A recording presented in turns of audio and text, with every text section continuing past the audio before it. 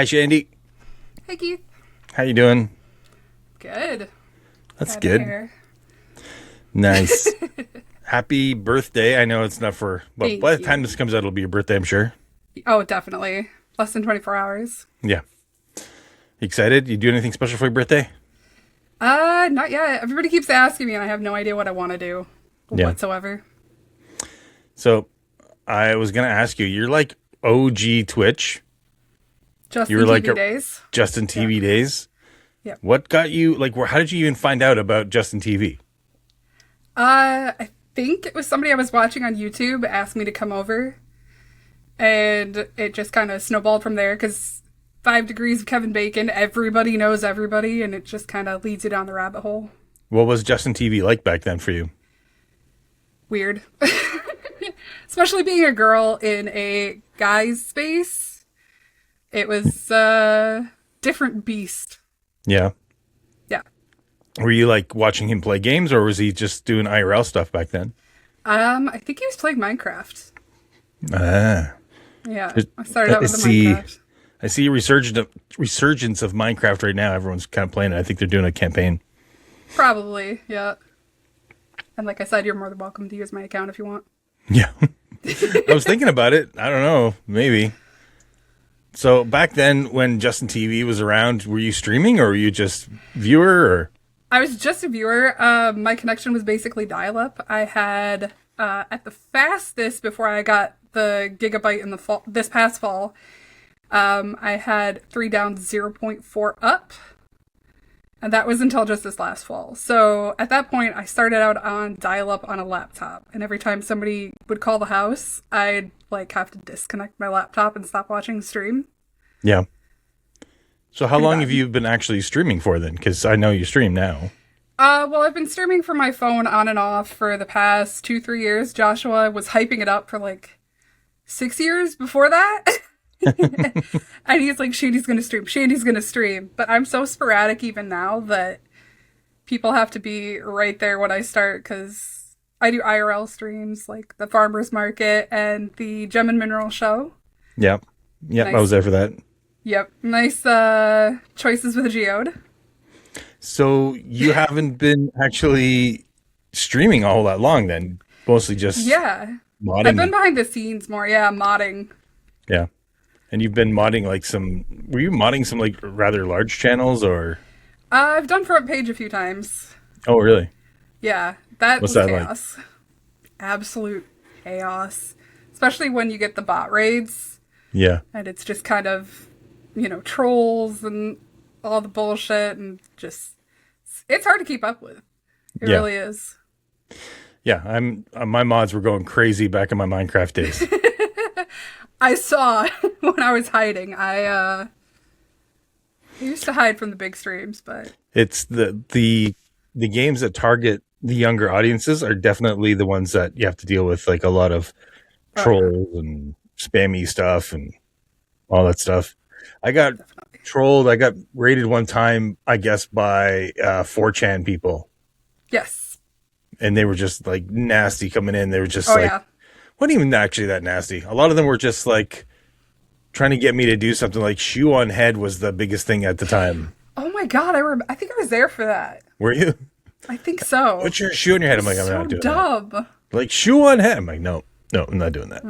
I don't know even what it was about, but I just knew I didn't want to do it. When I had my blog, my Shit Hits the Fan blog, I got 4chan back in the day. Wow. That was great.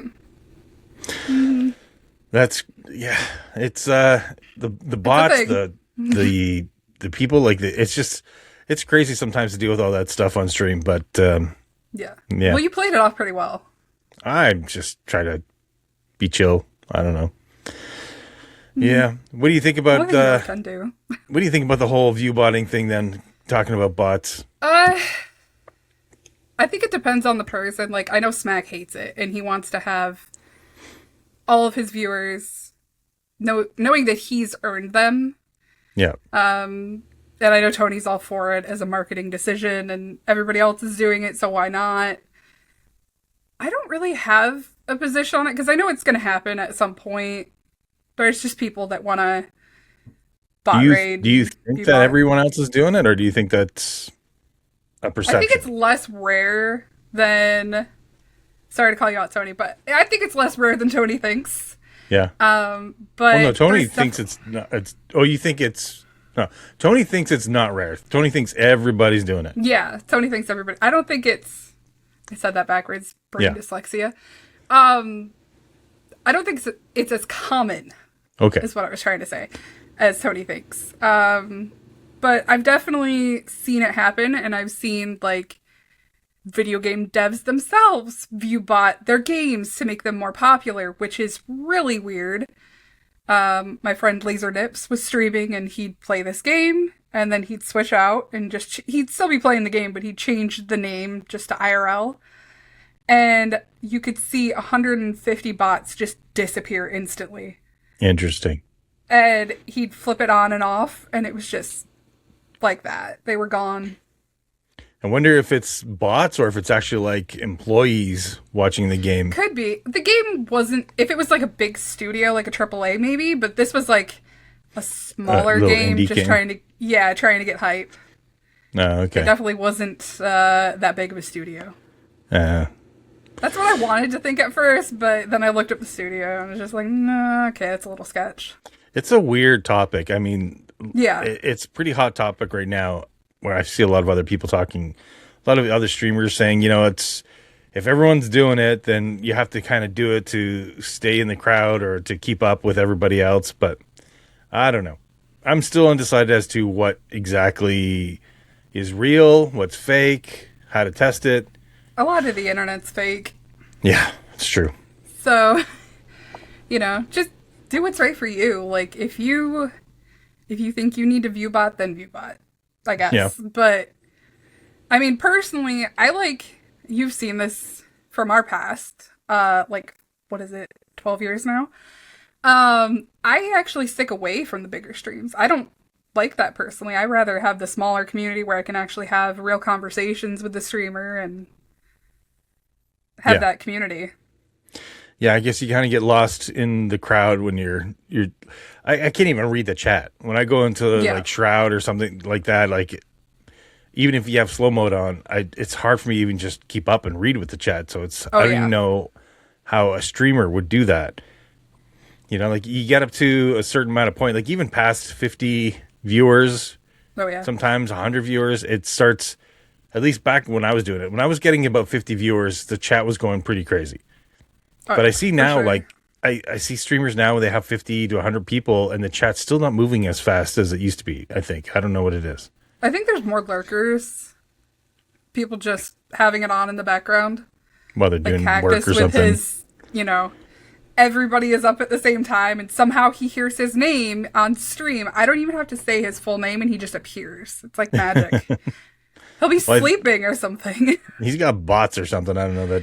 He does. detects I don't it. know how he gets it on voice though. I've changed his name where I type it out. I won't say Decactus. I'll just type Deck so that it doesn't ping him, but I'm pretty sure he's changed it so Deck pings him. Oh my God. Shit. That's crazy. So what's the, what's your experience like with modding throughout the years now? Have you noticed a change in Twitch, or what's your experience with since like going from Justin TV to now? Like, what do you think the difference is between Twitch from back then and today? It's kind of slowed down a bit from where the hype was back then. We've all grown up. That's a huge thing. Yeah. I was under 18 when I first started on Twitch, which is weird. I'm 35 tomorrow. Wow. Yeah.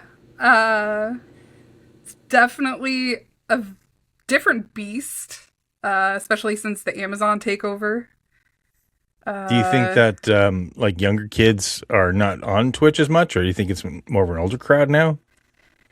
Well, at least in the streams I am, it's an older crowd. But I'm not watching like the Fortnite and the Peanut and those bigger streams. So it could still be that old type of way. I know the community is not quite how it used to be when it was when we had the blacklist. Yeah. Not quite the same anymore, but a lot of us are coming back. Yeah, I mean, it's weird to me because even like I predicted back in the day, I kept saying, once celebrities smell the money over here, they're gonna come in and dominate. And like yesterday, we were watching Casper Van Dien Yep. doing Starship Troopers online. I'm like, it's crazy because you even saw like other people like who else? There were some other big streamers or big celebrities that were streaming. Well, back in the day, way back when, I actually watched Jake Lloyd from Star Wars. Yeah. And he had, like, there was only 6 of us in there. And Oh it my was, God. yeah, it was really cool. And one of my early friends on Twitch was a person that was famous for working at Disney. Famous for working there? They were, yeah, so in the Disney fandom, like the Disney Parks fandom, there's like each of the characters, like this person played Peter Pan, Okay. Andrew Ducody, and he married his Wendy in real life. They were high school sweethearts, and they have some extremely adorable kids. And so they all had like Peter Pan, like he was Peter Pan. They have like a little tag in front of their name online, and people have favorite characters that play like Snow White, stuff like that. And God, that's weird. So you could like, I don't even know where I was going with this. My brain just like went down memory lane real fast. Yeah, and Jesus. you were just talking about how there were celebrities like Peter Pan streaming, I guess. Jake That- Lloyd, Peter Pan. It's I think It's even so like good. the guy who was dating man, can't remember her name now. She was on AGT or whatever and Modern House or Modern Family. Sophia. Sofia Vergara. Yeah. She was the guy who was dating her for a while. I forget the guy's name. He's on PB's Oh, Big Joe Playhouse. Mangione. Yeah. Yeah. I think he Whatever. was Big yeah, muscle Joe dude. Mandaletto or Mangione, something like that. yeah, I don't Yeah. know how to pronounce his name. Sorry, Joe. But yeah, he was famous on Twitch for a while too, and he was like Yeah. hosting D&D and stuff like that, right? And he's got Well, his did big Henry Cavill stream himself building a PC once, and everybody just lost their shit because yeah, I muscles? think so. Superman. Yeah. Yeah. Yeah. Yep. So it's crazy to me how that's going to be probably. I thought it was going to be more and more celebrities like that, but I don't know why it didn't come like fully like that. Like I thought for sure by now you'd have like Hollywood kind of take over, but I guess maybe the money's just not there or something. Or it could be they just want to be behind the scenes more. Or maybe the OGs. Because I know there's some that have streamed under, like, they haven't shown their face and hidden under fake names and stuff like that. I started out on an app called Mobly. Okay. Back in the day, I actually have their symbol tattooed on the side of my pinky. Weird. And I was on there with, like, Leonardo DiCaprio. Because I was in there when it first started out. So I was with Leo DiCaprio and Lucas Haas. And I'm still friends with his mom, Emily, who's an incredible, crazy artist. She's got some real funky designs. And it just a lot of those Mobley people came over to Twitch, but they were kind of hidden behind the scenes so you couldn't see them. Oh, okay. So there might So be you- more out there than we realize. And you didn't even know you were talking to these famous people? Well, I knew I was talking to them because I followed them over, Oh, but okay. other people didn't know. Weird. Yeah. Yeah, that's strange. I don't know what's going to happen with Twitch. I don't know. Like, I see like Smack's making a comeback now, but I think it's Yep. really hard. Like, even for someone like him was so well established, it's tough to come back. I just think the discoverability on Twitch is just so crap. Yeah, You I don't really have to, understand like- their algorithm. Yeah, it's just it really supports like people and just who are already made it and who already have this huge following. So I think it's just so hard for, and I don't know what it is socially as well, where people just want to go into the streams that are huge. Yeah. It's like this sort of validation or something, so they click on it. Yeah, it's part of it, I'm sure, is the attention. Like, oh my god, this person talked to me. Yeah, And you can get Yeah, I that guess. instant feedback of your name being heard. yeah, But there's also the mental thing of, like, people will get set in a stream that they want to hang out in the whole time from start to end, and they don't want to leave. yeah, And so what I've noticed is you kind of have to be there at that set time consistently, which I don't do, which is why my stream is so small. yeah.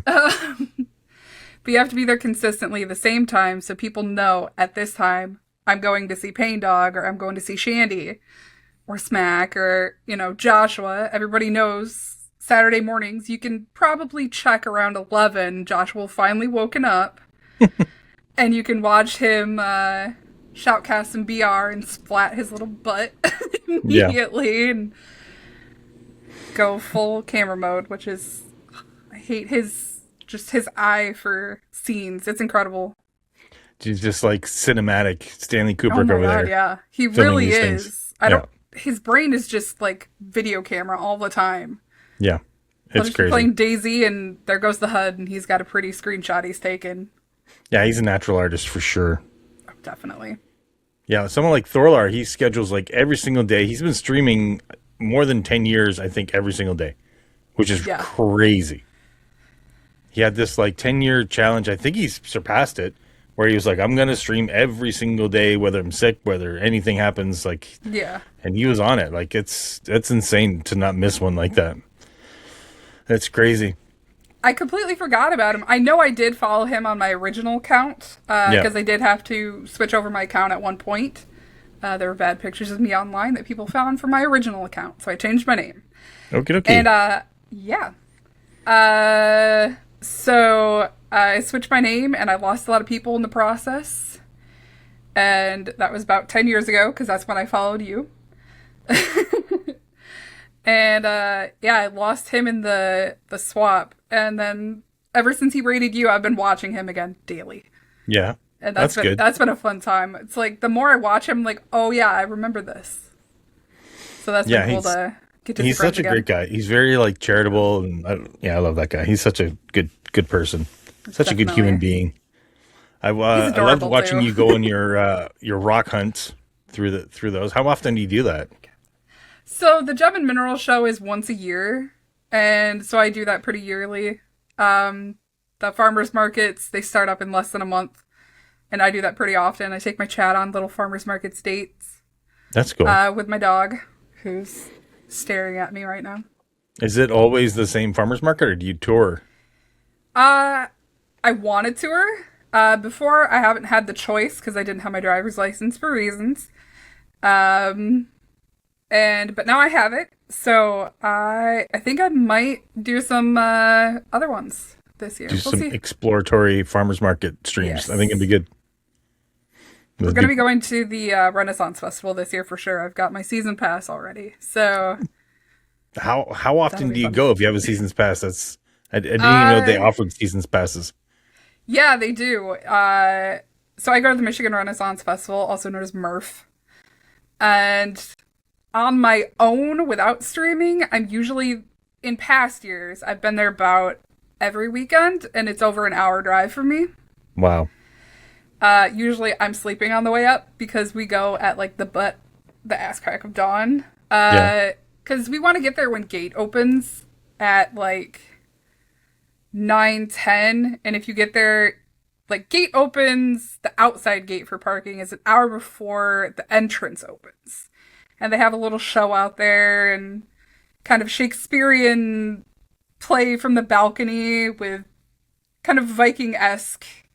I've never been to one, so I don't even know what goes on at a Renaissance Festival. I know, I want to take you. I think it'd be so fun. Is it like a farmer's market type of thing, or like, I don't know what happens? So is it more like a LARPing, or is it like SAC it's kind stuff? Of everything in one.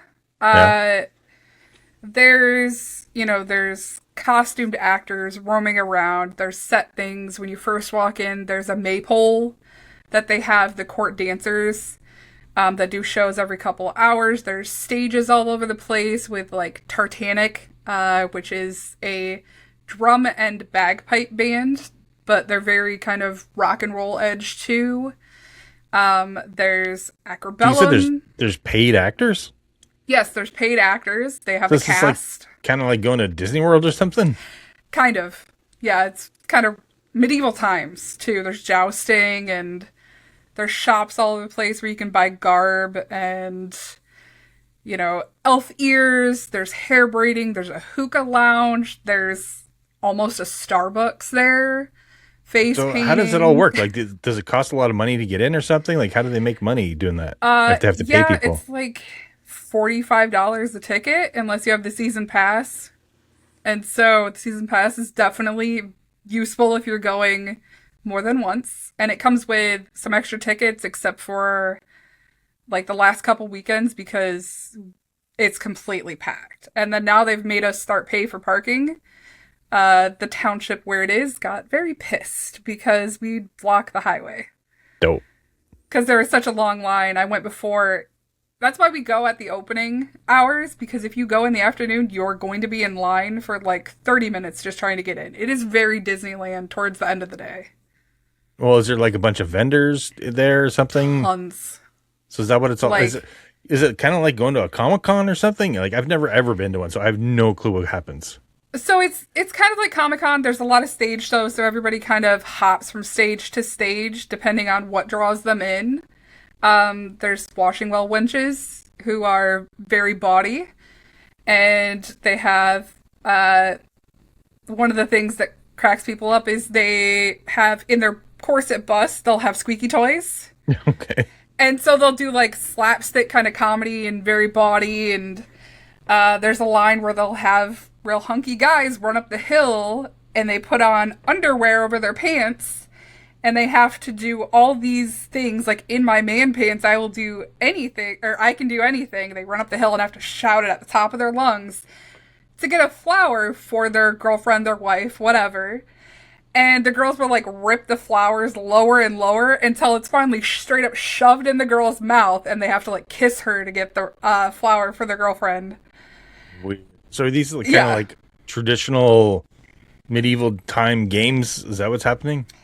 Not really. It is very Disneyland. It's kind of like hyped up bigger than it would be, but just that little bit of twist to it. But there is the jousting with real horses and real jousts, and people can really get hurt there. But there's also like a giant rocking horse ride for kids that just swings back and forth, and Is there like a king and queen and things there walking is. around? And I haven't actually met the new king and queen. My favorite was Carolina Jett. She played Queen Elizabeth, like the the first one.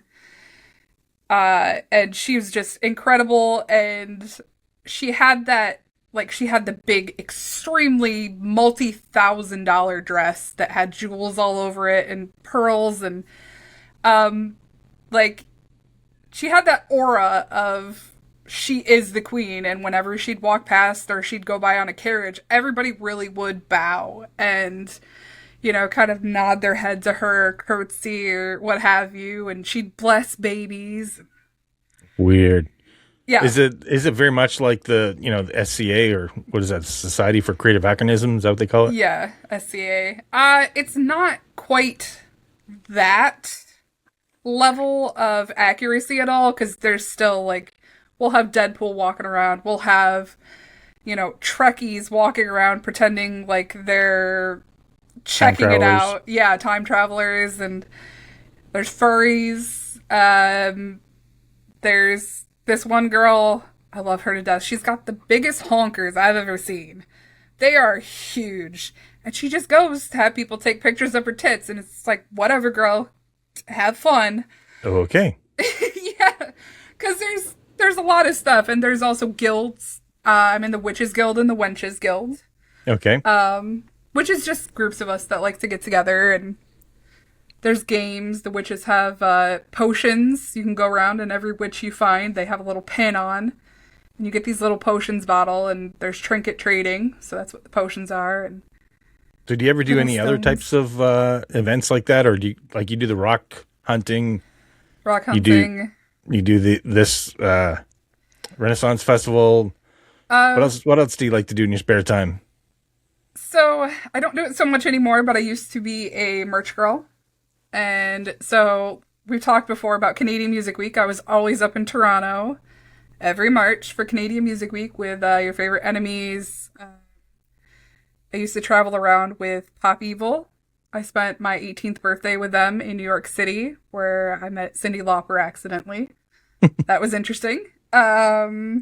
But you didn't know it was Cyndi Lauper, you were I telling had me. zero idea it was Cyndi Lauper. I had lunch with her. We were both just kind of chilling in the lobby. I'd checked out, so I was just kind of waiting for my train to bring me back to Michigan.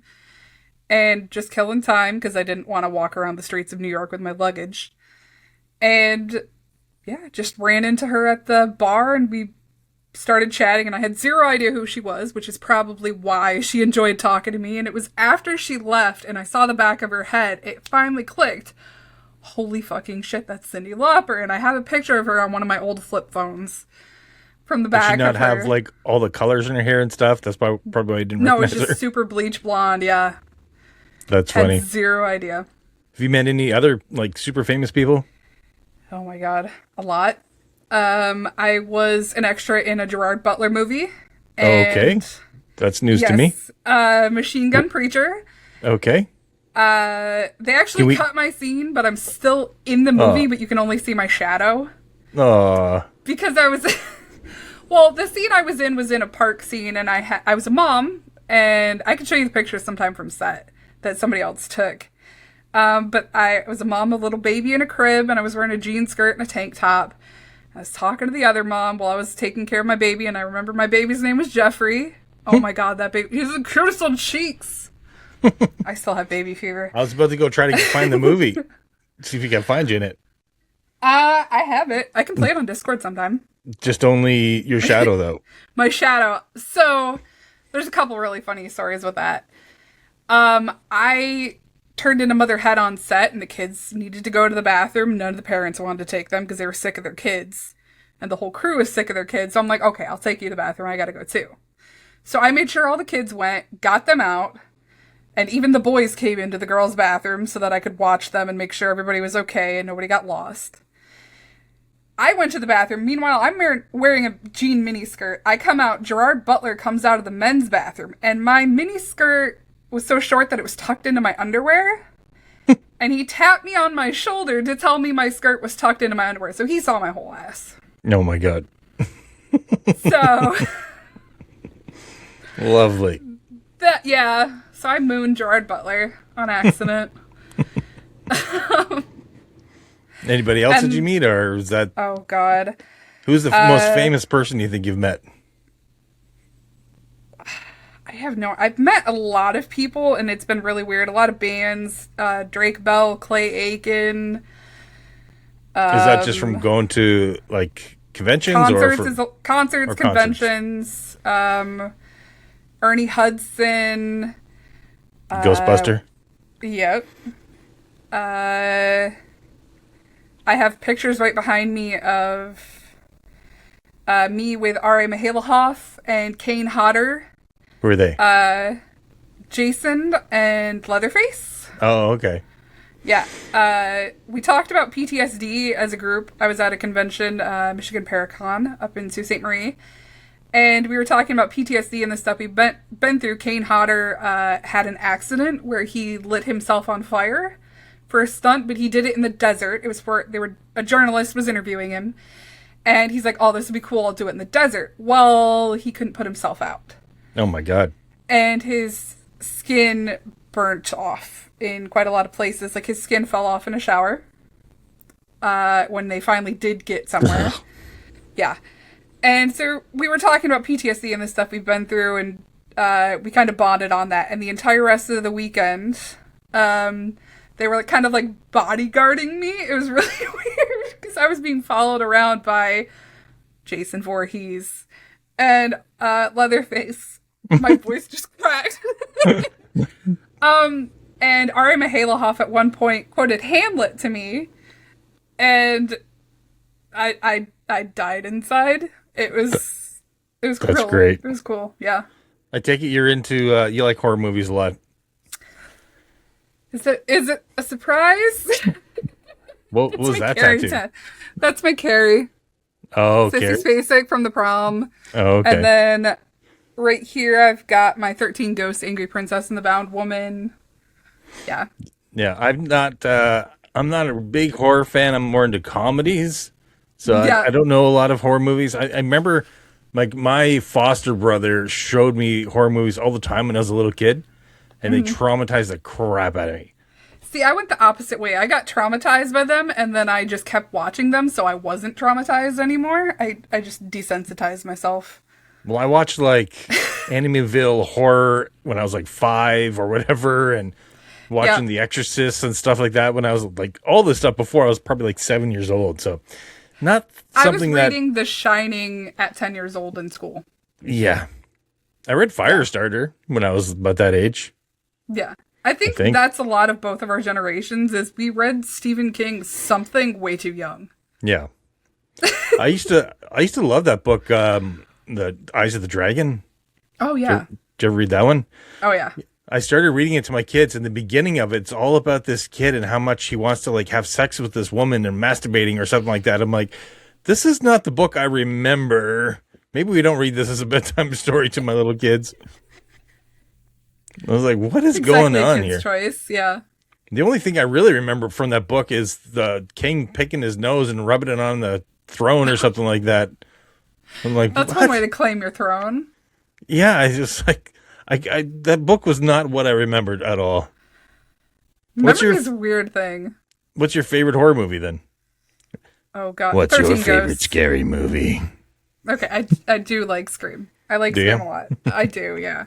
That's one of the first ones that I remember picking on my own. And probably the reason why I have such a crush on Matthew Lillard, which is ironic because my other favorite one is a Matthew Lillard movie.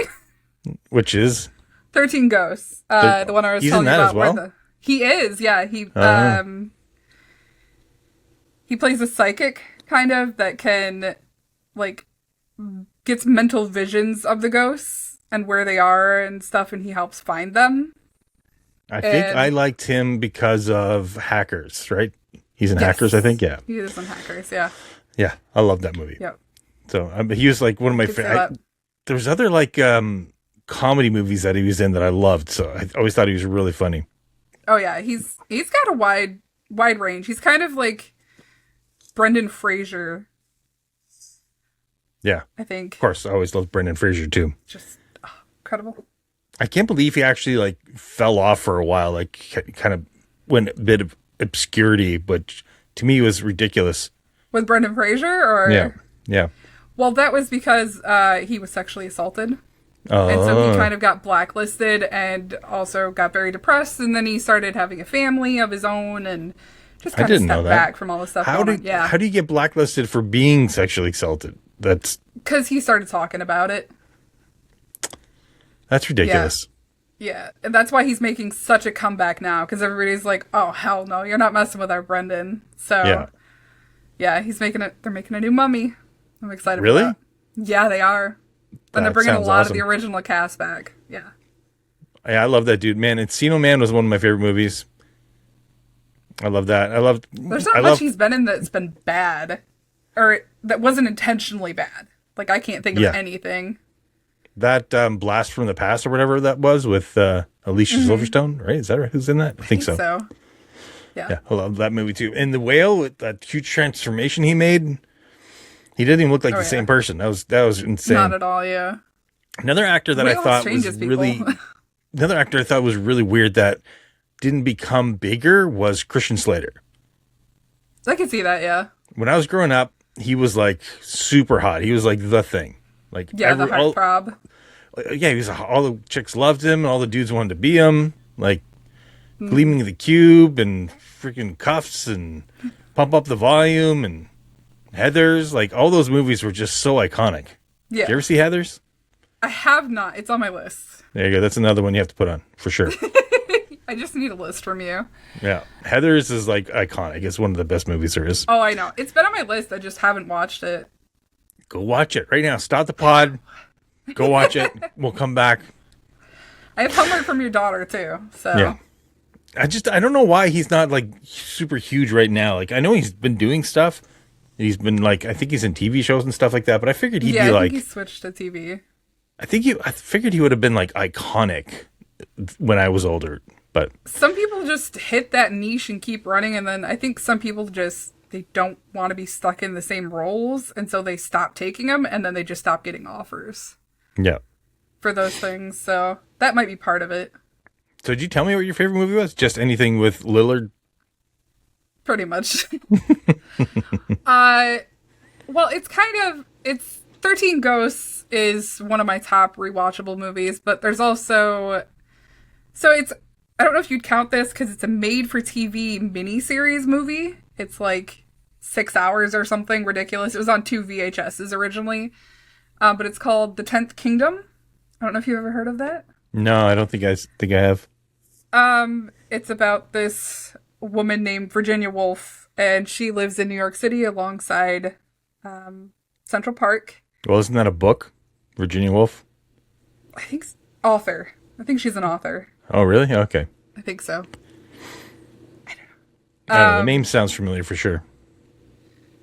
Well, I think it's Wolf after she... Spoilers, Jamie, but she marries Wolf. We need Jamie to look that. We need a Jamie. I'm usually a Jamie. Shandee, can you look that up? That's usually what it is. Oh, don't worry, I found it. Oh. That's what happens. Shandee, can you look that up? Oh, no, wait, I found it. Never mind. The second I start typing in chat, I'll be halfway through something. How do I do this puzzle? You go here, you do this. Oh, I found it. Fuck. You're like, you go and research, and you're like, okay, I finally know. I'm about to type in the answer, and Payne's already found it. Damn it. You and your puzzle luck, man. I told you. You have trouble after trouble after trouble, and then finally you ask for help. I need to just start looking it up the second you get into a puzzle so that I'm ready for you. Well, like yesterday with random, I'm like, I'm just going to hit random buttons. I'm just going to turn things the way they should be turned. With the pyramid? With the pyramid. I'm like, that pyramid, that's crooked. Okay, that's straight. That thing, I think it should be like this, maybe. And then I go to the other one and like, boom. And you're like, damn it. How does he do it? I wasn't even watching that one. I was in BDO just farming quests. And then Lidar was like, oh, Shane's going to be pissed. He'd already called it. He's like, watch Payne just hit random buttons and have the puzzle work. Yeah, that's always how it goes. I don't know. And then there's times it takes you an hour and you're just getting more and more pissed off. And I'm like, no, he can suffer this time. And then you're like, the second I look it up, he'll find out. So I'm never going to look it up so he never finds out. Not that. A little petty, but not that petty. So you got back into BDO now, hey? Yeah, for now. What do you think of the current state of it? It's weird. There's stuff they've added that I'm not a fan of because it kind of takes all the grind out of it. Oh, but really? then there's other parts. Yeah, there's like the mystical horses that we used to have to like grind stuff for, and it would take a while to get all the stuff up, and you had to breed the horses with the specific skills. They give you that in a box for coming back. Oh, okay. So that was kind of like womp womp because I was working on that before I stopped playing last time. Uh-huh. So that kind of made that pointless. I don't know. Maybe they gave it to me, but I didn't see much gifts for coming back. I don't know. Maybe I just didn't know where to look. Log in. Yeah. So you'd have to keep logging in to get it, but okay. Over time it gives you a lot of stuff. Yeah, it's been a long time since I played that game. I mean, I went back in just to see what it was like again before I started playing Crimson, but it's been a long time. Yeah, and you were stuck in the wall most. Yeah, that was annoying. It just like fell through the ground, and I'm like, well, welcome back. I'll just stick in the wall, I guess. All I saw was your butt and your horse's butt sticking out of the wall. I don't know how we got on the same server, too. Yeah, that was really weird. I was standing directly above you the whole time. You were stuck in the wall, and then we figured out we were on the same server, and I went down, and I just saw the horse's butt, and then you got sucked all the way in and fell through the world. And I didn't realize I had TP scrolls on me. Yep. Or whatever they're called. Yep. The adventurers map, or... Yeah, that's it. I'm like, how do I get out? And somebody finally told me. I'm like, oh, they're like, just try to go buy one. I'm like, oh, I've got 20 on me. Okay, never mind. From, I guess, back when I was playing in the day, I guess I used them all the time. I don't know. I think I used to, like, go way, way out to farm, and then I would just TP back or something like that with all my loot. I think that's what I would do. Either that, I'd bring gigantic wagons and things like that. That was the thing to do back then. I didn't do it. I just ran everywhere. You didn't farm a lot? Well, I farmed a lot. I just went back and forth. Because, like in Arc Raiders, I have the time to play as much as I want. Yeah. So I didn't have to try and pack my farming into as super efficient times as other people had to. Well, I think back in the day, like when I first started playing BDO, because I had already had the experience from Korea and stuff like that, Yep. I knew that I would just grind, and I was just like, Yep. I think when I was streaming, I was like, I just need a game that I can play and just play and play and play and play and never get bored of. I'm like, Yeah. I should find an MMO where I can just grind all day. And then I found that one in Korea, and then I came in and started grinding. When North America came back, I was just like grinding so much, and like pretty much I already knew what to do. So I think I was like one of the top people on the server for a very long time, You were. as far as like, skill and levels and stuff like that go. It was like Blade Boquest was like one of the top people, and he was like ridiculous. He was like, he's so manipulative financially with the markets and stuff like that, because he had experience playing these games so much. I'd never really Yeah. played an MMO before BDO. Oh, wow. Like, I didn't do Evercrack, I didn't do Warcraft, I didn't do any of those things. I saw my friends play them, but I never played it. And then when I went into BDO and I saw Blade manipulating the markets and stuff, he was like, it was insane what he was doing with it. So You guys much have so, to be doing that. well, so much so that that Pearl Abyss gave him trouble and like banned him for a while.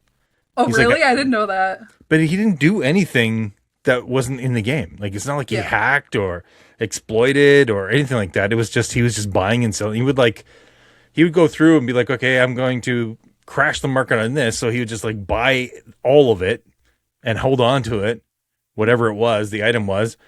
And then he would just start selling it back to the market one at a time for like 10,000 more profit, because he would just put it up in the auction house or whatever.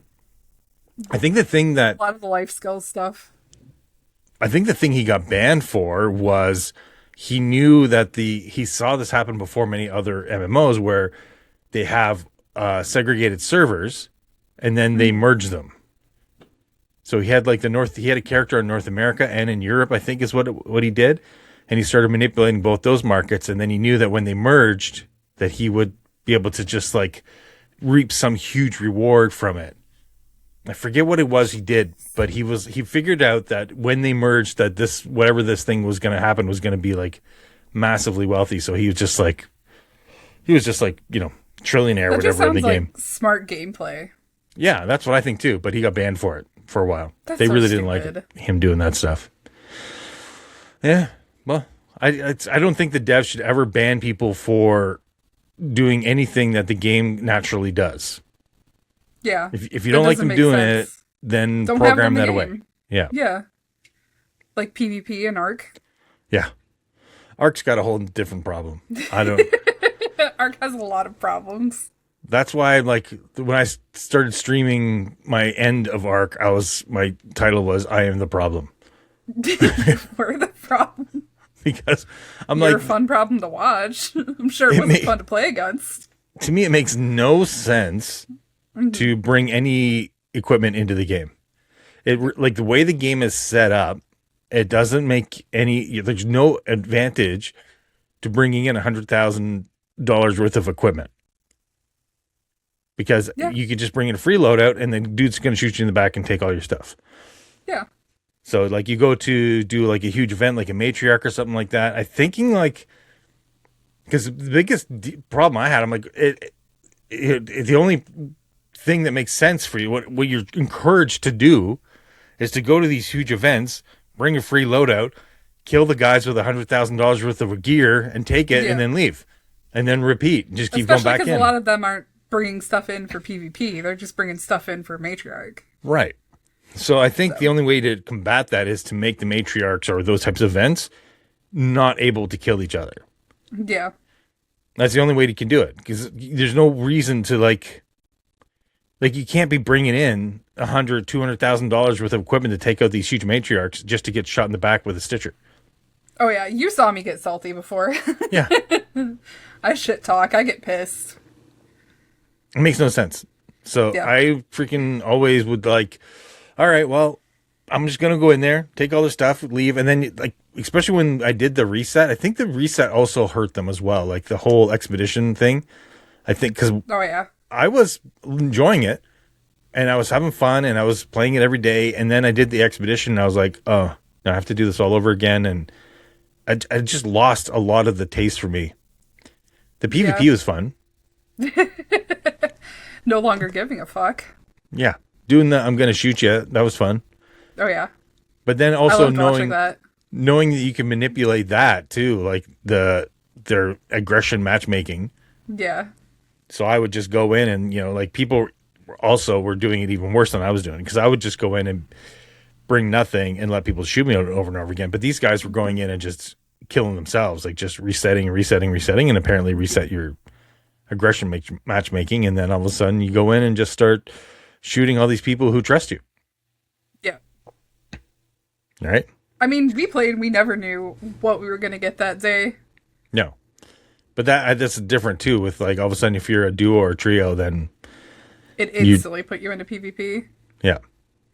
Everyone will be PvP if you're in that. So I don't know. There's something needs to be done with that game, and I can't quite put my finger on what. It's a hard nut to crack. I don't even know how I'd fix it. Besides what you've already said, like matriarch, non-player damage against each other. But that'd still be hard to implement. Well, I know they seem to be kind of doing what I've been saying the other time too, which is to just make the arcs really, really tough. Which seem to be doing, because I'm like, if you make them so tough that people have to work together, then you're more likely to, like, if you can't get out really without help, like cooperation. Yeah.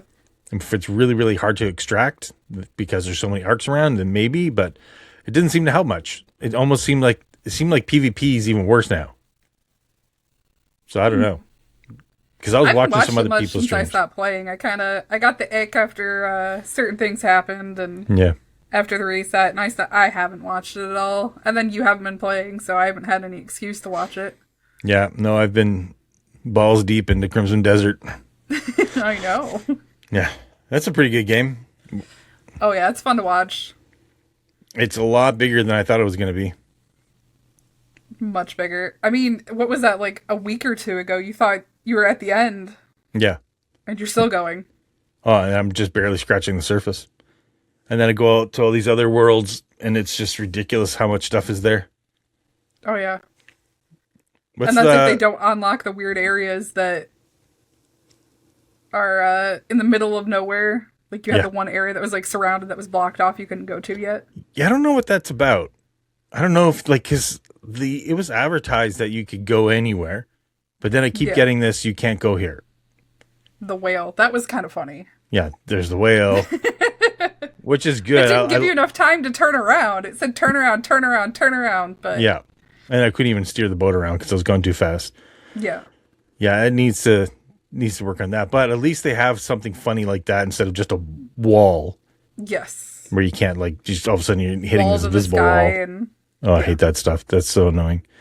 What's do you think your favorite game of all time? Video. Really? I blame you. Oh, yeah. Oh, yeah. You got a lot of hours in that? Hundreds. Probably 1,000 or more. I don't want to admit that, but yeah. That's crazy. Because I go back to it kind of every year. Would you recommend that to other people right now? Probably not. Maybe because they have so many catch-up mechanics. But just with all the time sunk and with the money, I don't know if I'd suggest that when there's just so much else out there. Yeah. But I still enjoy it. Are there any other MMOs you're looking forward to, or? I actually really haven't played any other MMOs. The ones I have played kind of got ruined for me. Like, I played WoW once, but a friend power leveled me, so I was, like, an undead thief that didn't know how to, like, hide myself or stealth or whatever it was. Like, I don't even remember what it was. But I was in, like, one of the top guilds with a bunch of streamers. And everybody was all excited about me being in that. I had no idea what I was doing because they just power leveled me, so I didn't read anything. They're like, just do this. Nah. Okay, how do I use my skills? It's kind of important. Yeah. And that's one of the things, like, when I first started playing BDO, I refunded it at first. Or not BDO, CDO. Crimson. Or not even CDO, CD. Crimson Desert. When I first started playing it, I was like the first half hour, as soon as I saw like about half hour in, I was like, oh crap, this is gonna have so much stuff to learn. You looked really kind of daunted by it at first. I could tell you didn't like it, but as it was going, it kind of started growing on you. I'm like, okay, he needs to keep playing this. He'll like it once he gets going. Well, that's why I didn't like it, because I was like, Yep. there's so much to do, so much to. I'm like, I knew how big this was gonna be, and it's even bigger than I thought it was gonna be. Yeah. But you've been having fun with it for the most part. Yeah, except for those stupid frickin' sanctuary bosses, whatever the heck they are. Those things are annoying. You were so mad. Oh. I'm not gonna lie, I was kind of laughing the whole time. Oh, I feel it. I feel you laughing at my pain.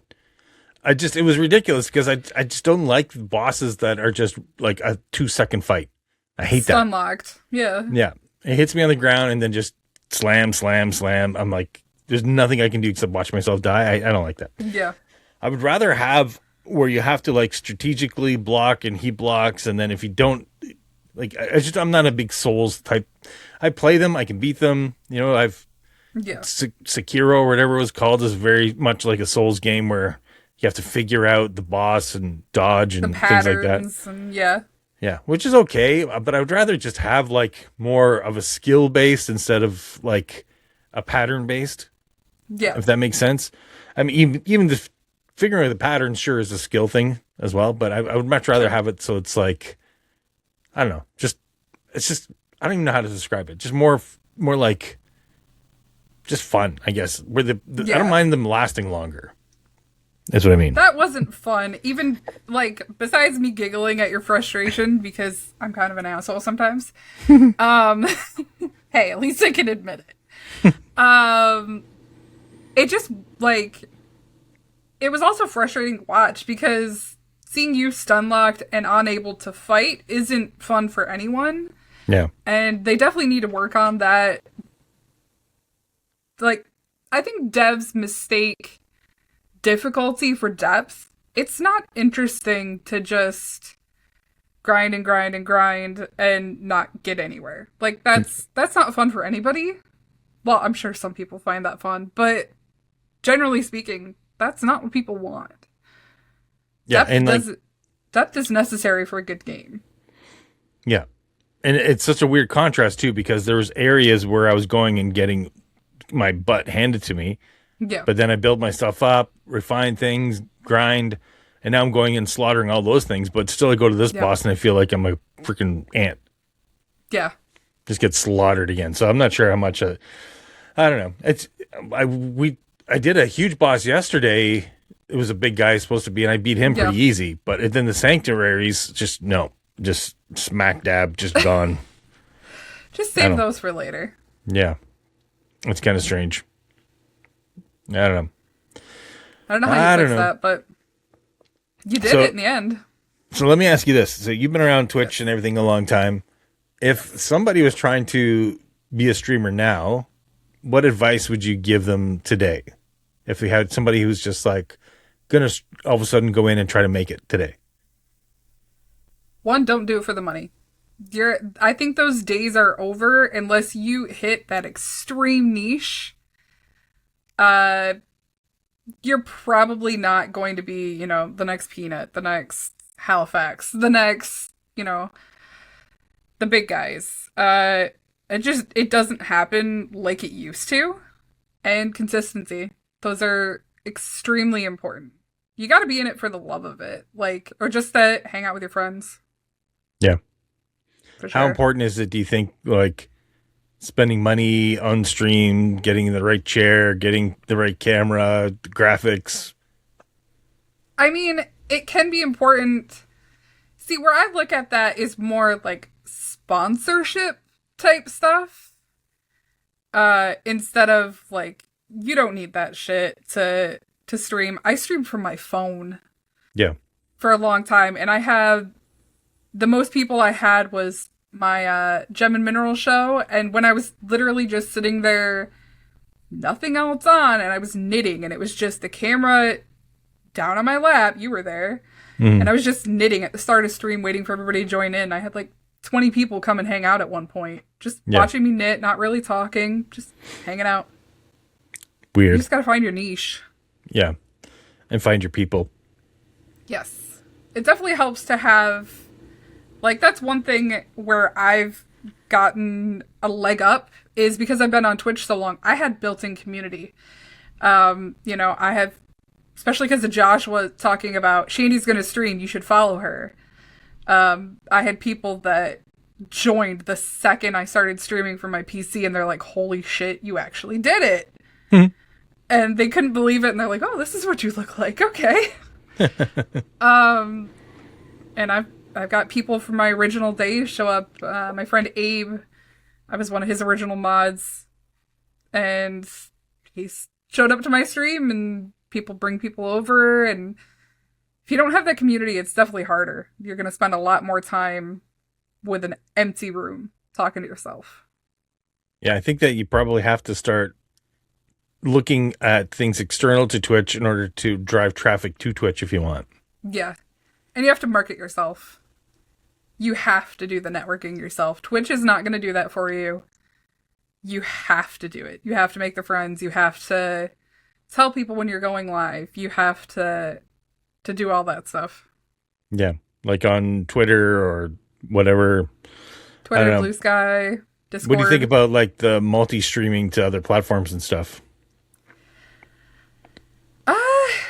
It's good for those that can. I don't like.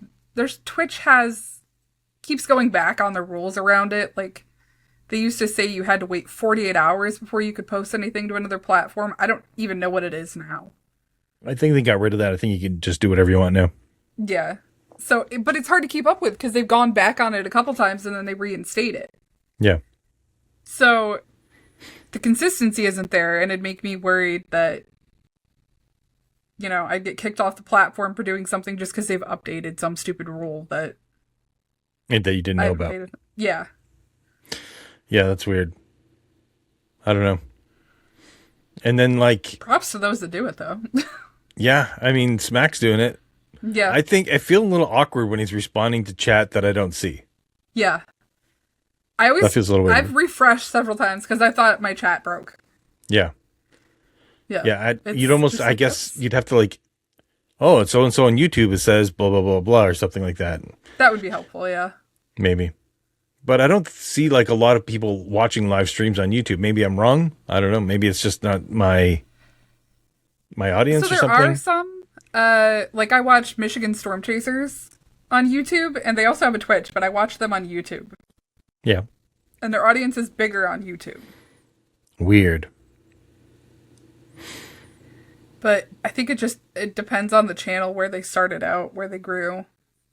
I saw NASA has got huge following right now on Twitch.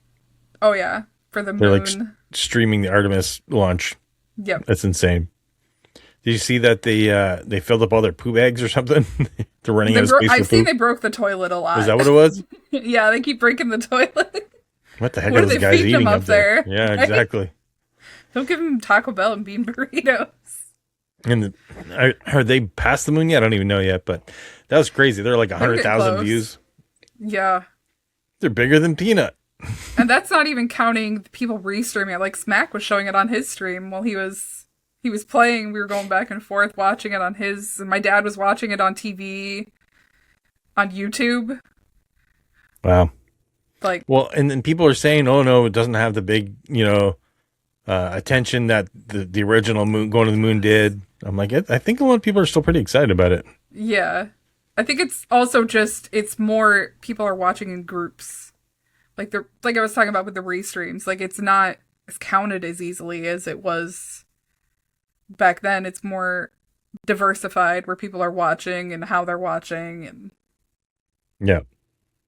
All these flat earthers trying to prove that it's all fake. Yeah. They're special. That's okay. You don't believe in flat earth? Oh my Jesus. So I was in homeschool. And, well, I homeschooled myself. I did traditional, like, old school schooling where you'd read the books and learn that way. And one of me reading. Those are literally some of my homeschool textbooks right there. That's funny. I still have them there. Uh, but one of my textbooks was saying the planet was 2,000 years old and that the Earth was flat and that dinosaurs were placed by the devil. Dinosaur skeletons were placed by the devil in the ground to So tempt us into not believing God. that's a very Christian textbook. Yes. Because that's what made me switch to homeschooling. It wasn't religion based, but we had religious like homeschool bookshop near us where I could buy the textbooks, and then I started buying my own and said, "Fuck this," because it was so absurd. Some of the stuff, and like it wasn't science based at all. Like third grade science at most for high school stuff. So you weren't always homeschooled? I wasn't. I went to public school until 9th, 10th grade. Oh, okay. Yeah. Did something happen to make you want to homeschool, or? So I've always been sick a lot between my food allergies and always I'm super klutzy, as you've learned. And so I was always hurt. And even though I could have an A in a class, or at least passing, because I'm horrible at math, don't get me started on that, they'd fail me because I wasn't in school enough. Even though I knew the content, I was regularly passing everything. I'd have, test perfectly. It didn't matter. So I stopped caring. And I'm like, well, this is stupid. Like, there's no point in me going to school if I'm not getting credit for it anyways, and you're just going to make me redo it. There's no point. So you failed because of attendance. Yep. Because every day after lunch I'd get sick, and even back in elementary school I was told I was lying. Meanwhile, I was in the bathroom so sick that I was praying to the devil to make it stop. What were you sick from? So I am lactose intolerant, red meat intolerant from a tick bite, and just a bunch of other stuff. And then I have endometriosis and PCOS and all the alphabet soup of disorders. How do you know that the tick bite made you red meat intolerant? I got the tick bite and then it started happening. Weird. So is it like a Lyme disease thing?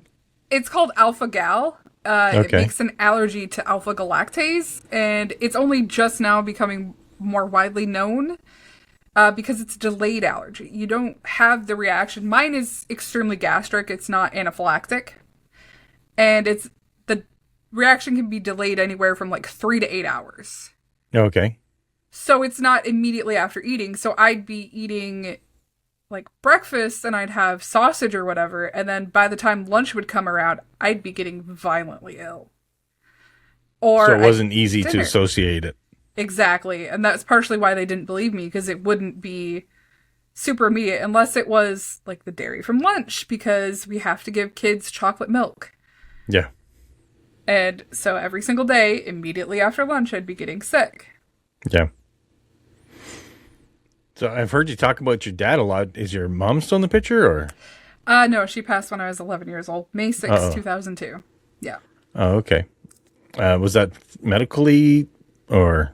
So she had a lot of medical stuff going on. She was diabetic, and she had a plethora of things. In the end, it was she was in the hospital. I think she'd had a heart attack before that, and they were doing some kind of surgery on her bowels, and they'd like nicked her internally, and I didn't know this because I was 11 years old, or like my brain blocked it out. But she was bleeding out on the inside, and it was to the point where she wasn't stable enough to go back in and fix her. Like she wasn't making it. And so they told us we had to go in and say goodbye. There wasn't anything to do at that point. She had a trach tube. I hadn't heard her voice in a couple months. Besides, like, you cover it and it's very hoarse and whispery. I don't know if you've heard anybody with a trach tube, but no. There's a very specific sound. Yeah, my last words, I thought I killed her for years. I thought I killed my mom with a broken heart because my last words were, I hate you. But I was an 11-year-old that didn't know how to process being told your mom is going to die and you need to say goodbye. Yeah. Like, that's not something an 11-year-old really has any idea how to process. Right. Even though I'd been through death time and time again. And even after I didn't process it. But I thought I'd killed her for quite a few years. What made you realize that that was impossible? It was actually semi-recently. Because I thought it was like her weakness from already being in the hospital and being sick, and I thought she'd had a heart attack because of what I said. But then I found her death certificate that I needed for some form that my dad was having me fill out because he calls me a secretary. And it said perforated bowel was the actual reason. And then it kind of brought back the memory of sitting in that waiting room with my dad and being told that her bowel was perforated. And then I asked my dad, and he's like, yeah, no, she had a perforated bowel. That's why. And yeah. It took that long for you to realize that? That's crazy. Yeah. It's easier to blame yourself, especially when those are the last words that you've said. Yeah. Than it is to say it's something completely out of my control as an 11-year-old. Like, no matter what, you don't have that control as an 11-year-old. And I just turned 11 less than a month before, because it was May 6th. And my birthday is April 8th. Did your dad ever remarry or anything? Nope. No. No friends. I'm pretty much all he has, and I have to get him to talk to family, which is partially why we clash so much. Yeah. Because I am it, and then I've been taking care of all the house stuff, all the groceries, most of the bills. Do you have much in the way of do you have much in the way of extended family? Yes and no. The house in front of me used to be my grandma's. We owned that until we sold it to a cousin. Now my uncle's wife lives there. My aunt. She told me not to call her aunt. So my uncle's wife.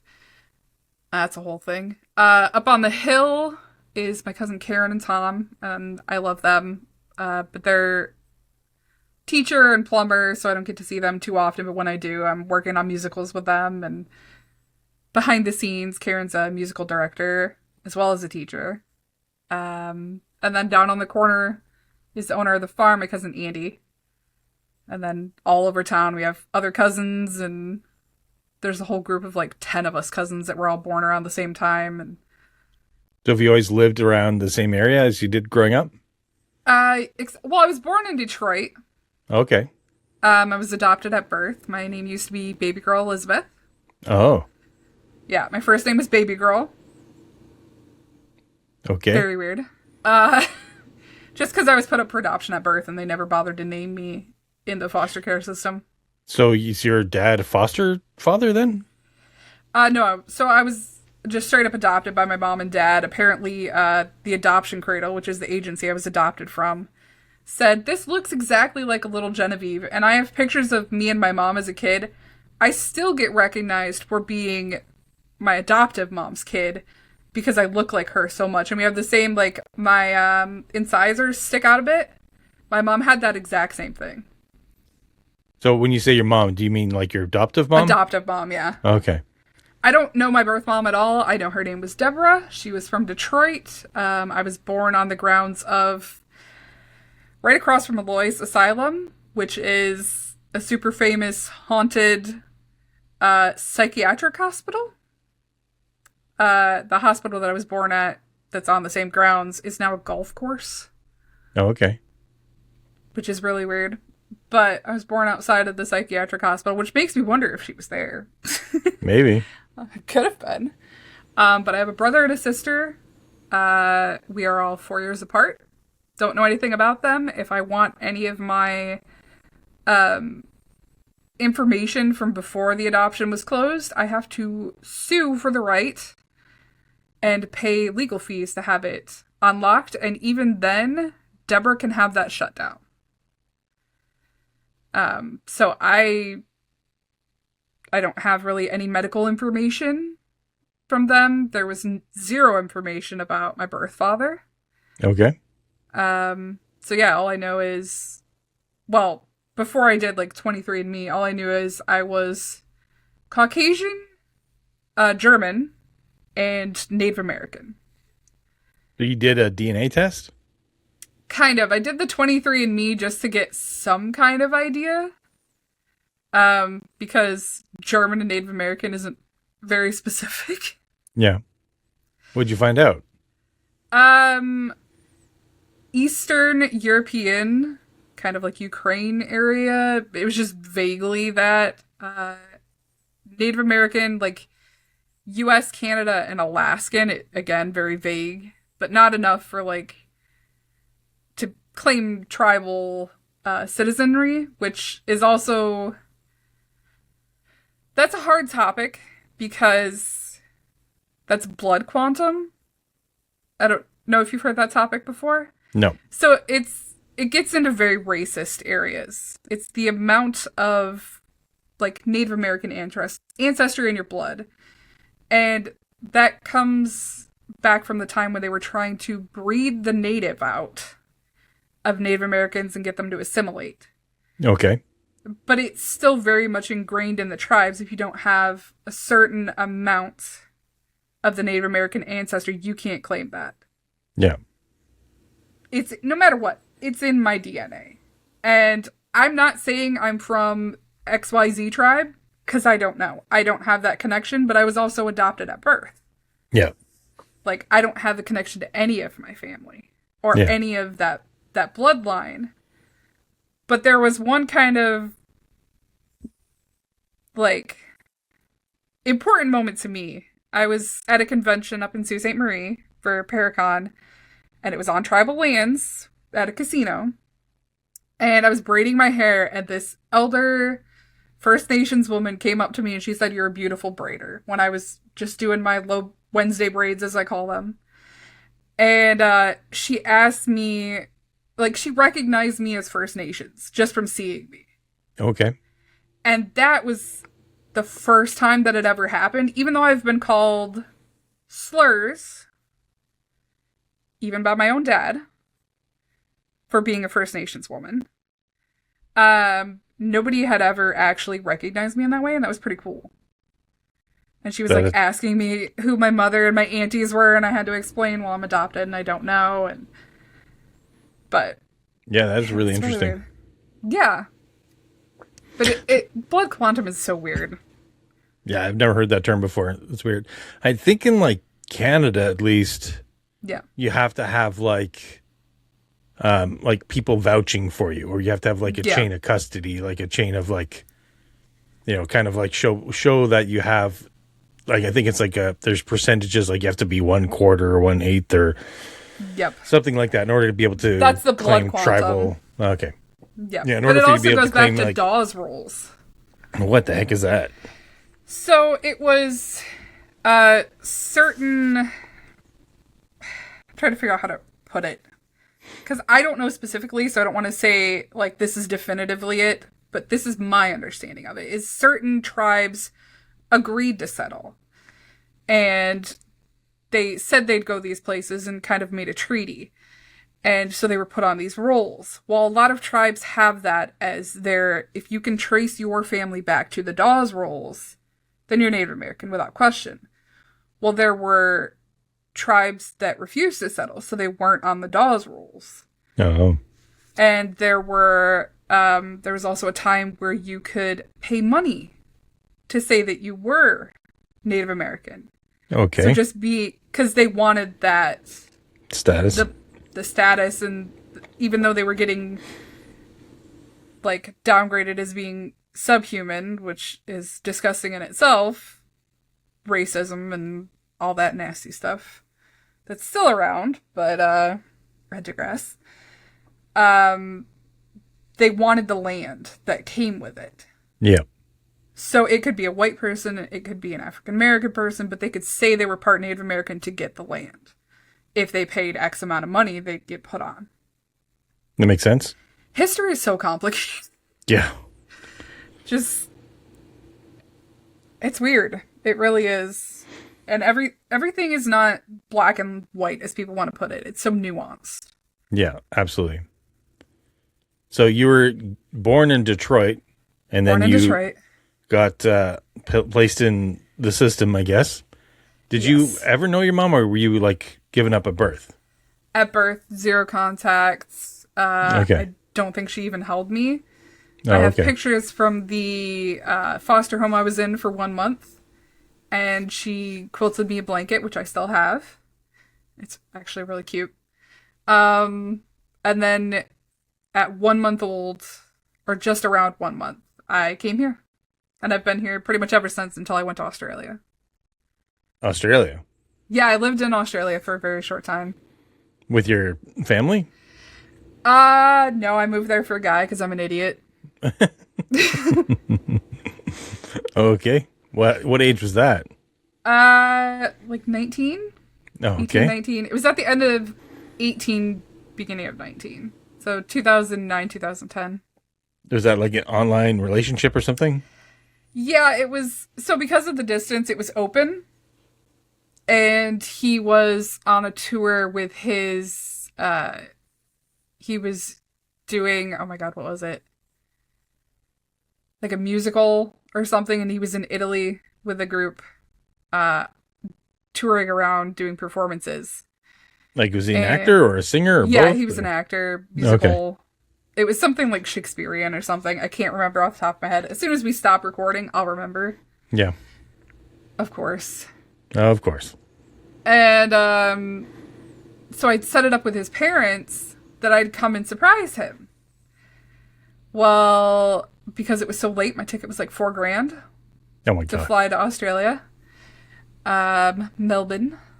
And so we set it up with his parents, and it was so last minute, like, I didn't have their phone numbers to be able to call from the airport for security. Okay. Because I got pulled aside for a TSA check. And so they tried to call Cameron to ask, like, is she supposed to be? Okay. Yeah, it was a whole thing. And he was like, no, I don't know this chick. He didn't answer because he had his phone shut off because he was in Italy. He had no idea. Okay. And so the day I get there, he posts on Facebook that he is dating another girl. Oh, God. I was in his bedroom at the time. Oh, no. Uh-huh. So how long were you in Australia for then? A little bit over a month. Okay. There was some money stuff going on. My bank didn't say just how much they were fining me every time I used my card. Okay. So I spent like $10,000. Oh my God.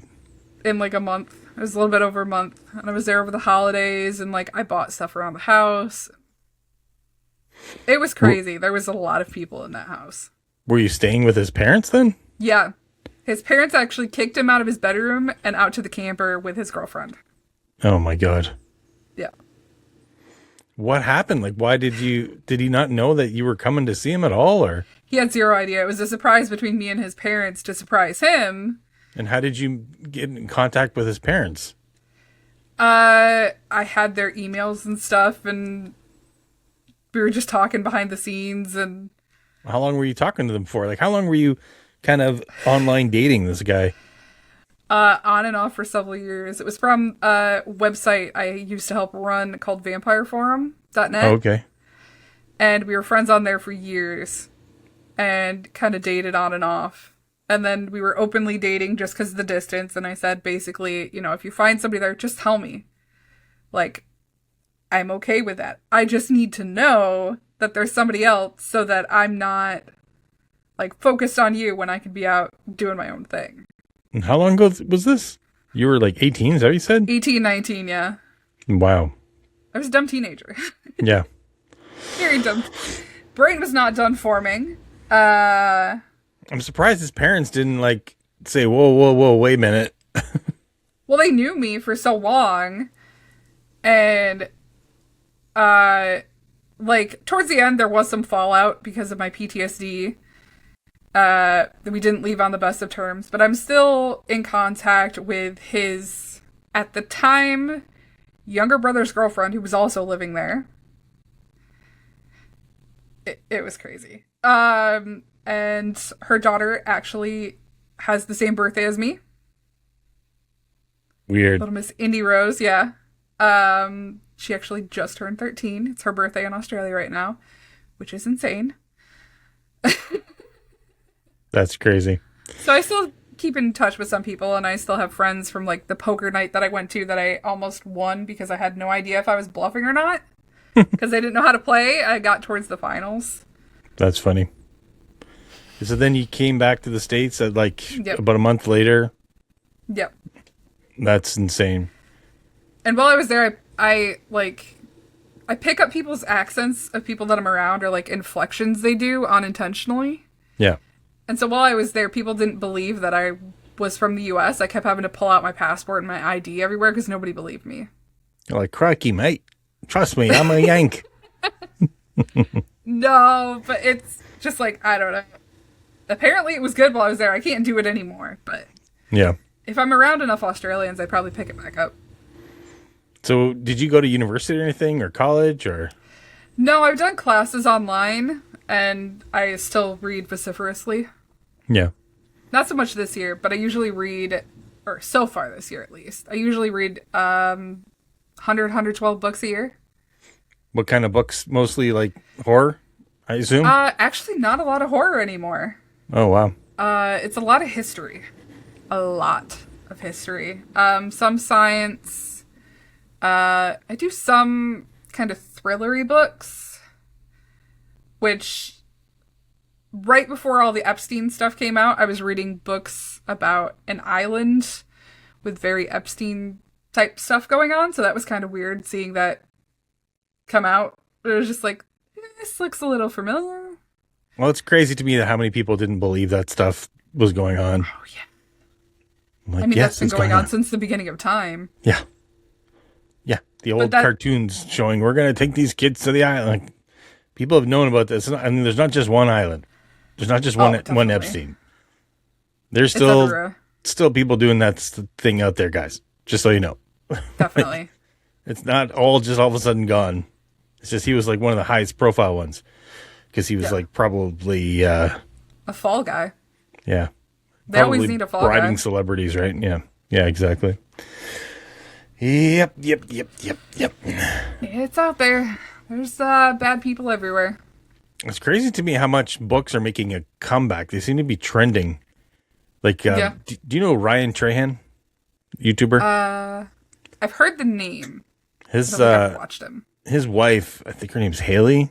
She's like written a book, and she's like does these book YouTube channels and stuff like that. He's like super popular. He's like seems like a super nice guy. He's hilarious. He's just like he's got this like tight curl hair. I'm sure you've seen him, but he does like very like kind of he's got these this candy. I forget what it's called now. I can't remember. Anyways, he's got this Joyride. He's got this candy that's sugar free and all this stuff, and he's developed it so it's all like, well, it's not sugar free, but just very well like low sugar and all that stuff. He wanted to make like good stuff, high quality ingredients. Yeah, and it's taken off because he's got like he's huge, he's massive, but he's massive because he's just such a nice dude. It's so funny. Check him out. Yeah. I'm surprised you don't know who he is. He's so big. He's like Mr. Beast. I probably do big. and just can't place the name. Probably. Yeah, his wife does a book channel, and it's funny because so many of these YouTube channels now are all talking about all the latest books, and I go into Chapters and Indigo or whatever the Amazon, the Canadian version of Amazon. Kindle, yeah. Yeah, I go into there, and you look, and there's just so many like new books now that are coming out, and they're all like dressed up nice. The pages and stuff have all these prints on them on the front and backs, and the fronts are like embossed, and there's real resurgence for books. I think it's like almost anti-technology that people are like craving. Kind of. I think part of it is because of TikTok. Book talk is a huge thing on there, so it's kind of become more popular to be reading again. There's also See, I'm a very big proponent of physical media. Yeah. I have like 5,000 books between my bedroom and the living room, and that's not including my actual library itself. So you actually literally have a library. I think it's I 600 do books have a for a library. library. Is that right? Yes. Yeah. I'm well over that. Yeah, there's We have a actually, whole is that room in right? my Is house it that's a 600? library. I think Do you it's know? 600, 800, something like that. Because there's actually a term. It's like once you get this many books, you're technically Yeah. a library. I'm far beyond that, so I kind of just count it. There's That's probably crazy. like 600 behind me right now. Oh my My God. chair's just blocking it. Oh yeah. And there's a bookshelf in my hallway. There's, if I turn my chair enough, there's books right there. Wow. I have books everywhere, and a lot of them are signed. I have lots of movies. I just like physical media because, especially with the rise of like Kindle, you're buying a license, and that can be revoked at any time. Even with like Virginia Roberts Giuffre, Yeah. speaking of Epstein, her book on Kindle has disappeared many times. I was gonna buy it on Kindle, and you couldn't find it anymore. It was gone. And then I went to Barnes and Noble and got it for $8, the same price as it was on Kindle. And I'm just like, well, you're not taking this from me. Good luck. Unless we go Fahrenheit 451.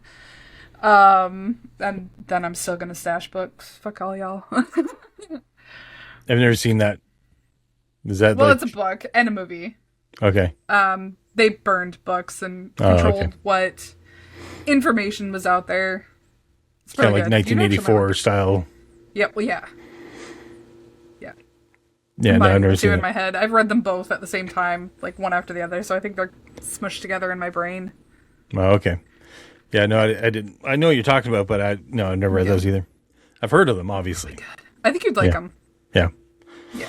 I'm not a big reader. Like, I can't, with books, it hurts my head to read. Like, if I'm looking down, Yeah. it hurts. I'd have to, like, hold the book up like this to read it. Like, that's why I can read stuff on the screens. Yeah. Well, you can get a Kindle. I have a Kindle holder that'll attach to my desk, and it'll just hold it right up at face level, and then I've got a Ring page flipper. Yeah. So I just put it on my finger, and it flips the pages for me, and I can just chill back and... Or, hear me out, I can use my computer screen. You can? And just look at my monitor and have a mouse. They do have Kindle apps for PC. Yeah. I read that way much more. People, I don't consider myself a reader, but I've been told, no, you read a lot. I'm like, I didn't think I read a lot. It's just on computer screens. Yeah. So I read, but it's not. And I also like to consume a lot of videos instead of reading. So I'll even like audiobooks or videos of them I'm big talking. people that don't count audiobooks. As long as the information is getting into your brain, it counts. Yeah. Well, I listen to a lot of podcasts. Yeah. I listen to a lot of informational style videos. Yeah. Like after school, I love listening to that channel a lot. And there's a lot of other channels like philosophy channels and science channels and things like that I listen to all the time. So Immanuel Kant. yeah. Philosophy. Yep. Yeah. I love those types of channels where I just listen to them over and over again. I listen to a lot of like even just old like Marcus Aurelius and Plato books and things like that. A lot of the really old They're right information. behind me right now. Are they? Yeah.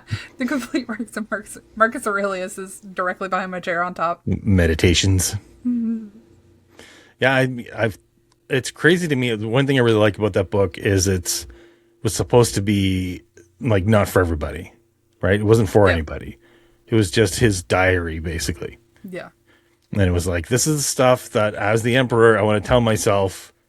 And, it wasn't supposed to be public. It wasn't published. It was just, so it's really weird to see the insight of such a man like that. And the time frame is different back then. It's weird to me because me being like 50, 52, it's like, it's weird to see, like, I don't feel like a lot of times feel like I've accomplished as much as like a dude at 30 back then.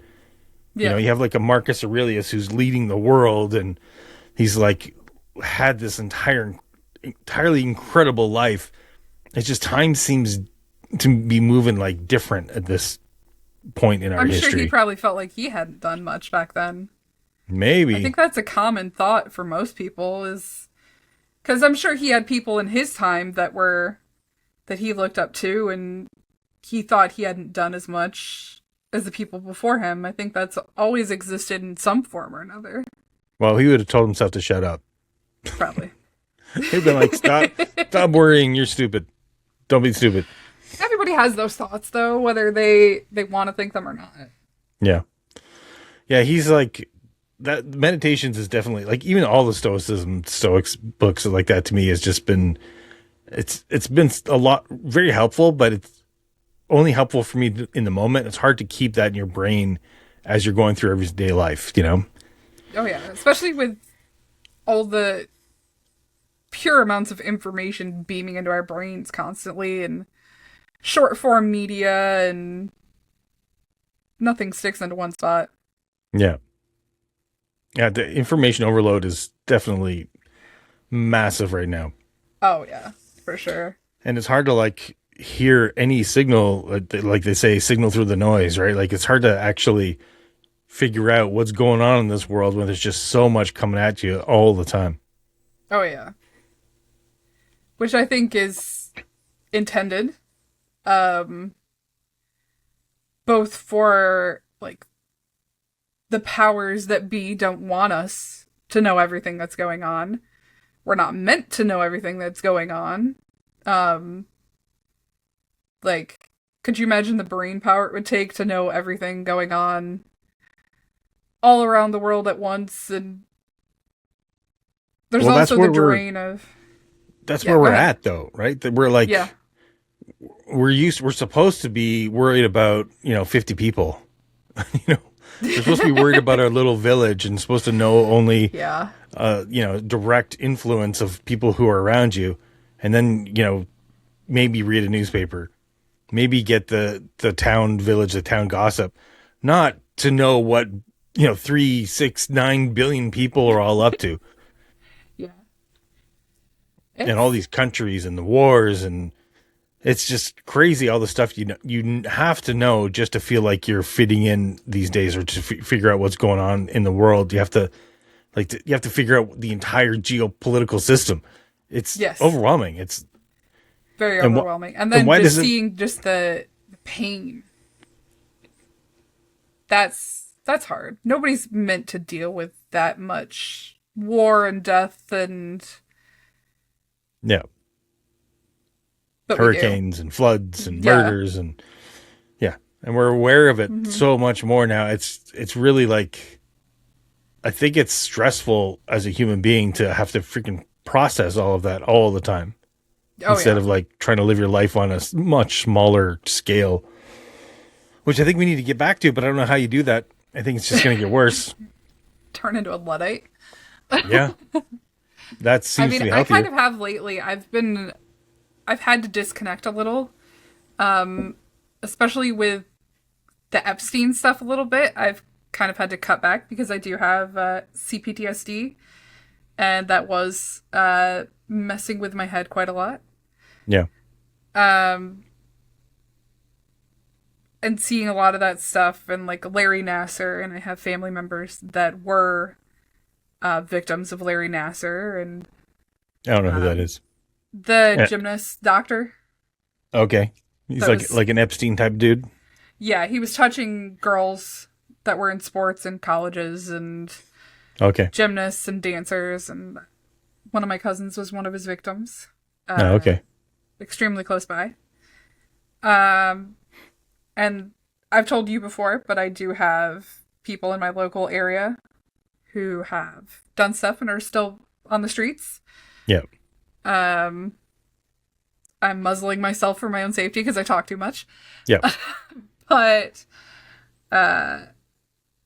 it's just constantly around me, and I needed that mental break. So I've kind of been stepping back a little bit from the Epstein stuff. I know about it. I get very kind of Cliff Notes information on it just for my own kind of sanity right now, which I think a lot of people do need to do. Like, well, it goes back to, again, like, are you in the position to do something about all this stuff? Can you take Epstein down? I mean, you're the reason he's still out there, or was. Come on, Shandee. It's you. Who you talk to. You need to be taking up arms and going out and doing something. No, you don't need to do anything about this.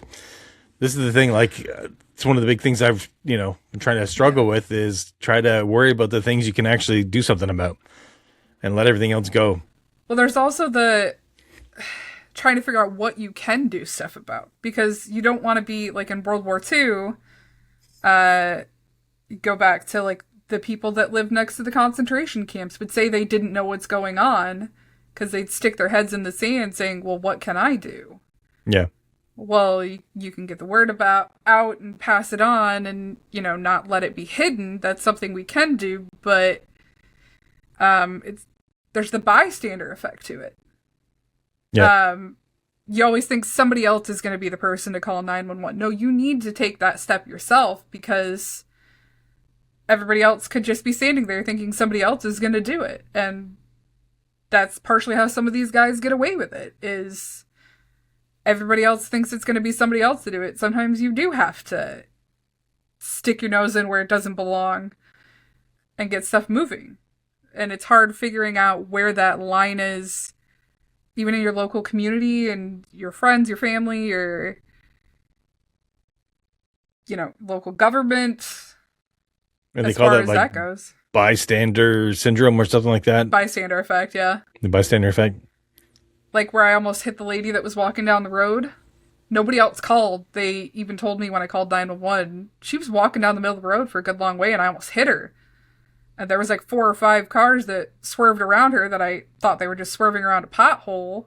And then I see it's a lady walking down the middle of the road and it's icy and she doesn't look all there. I was the only person that called.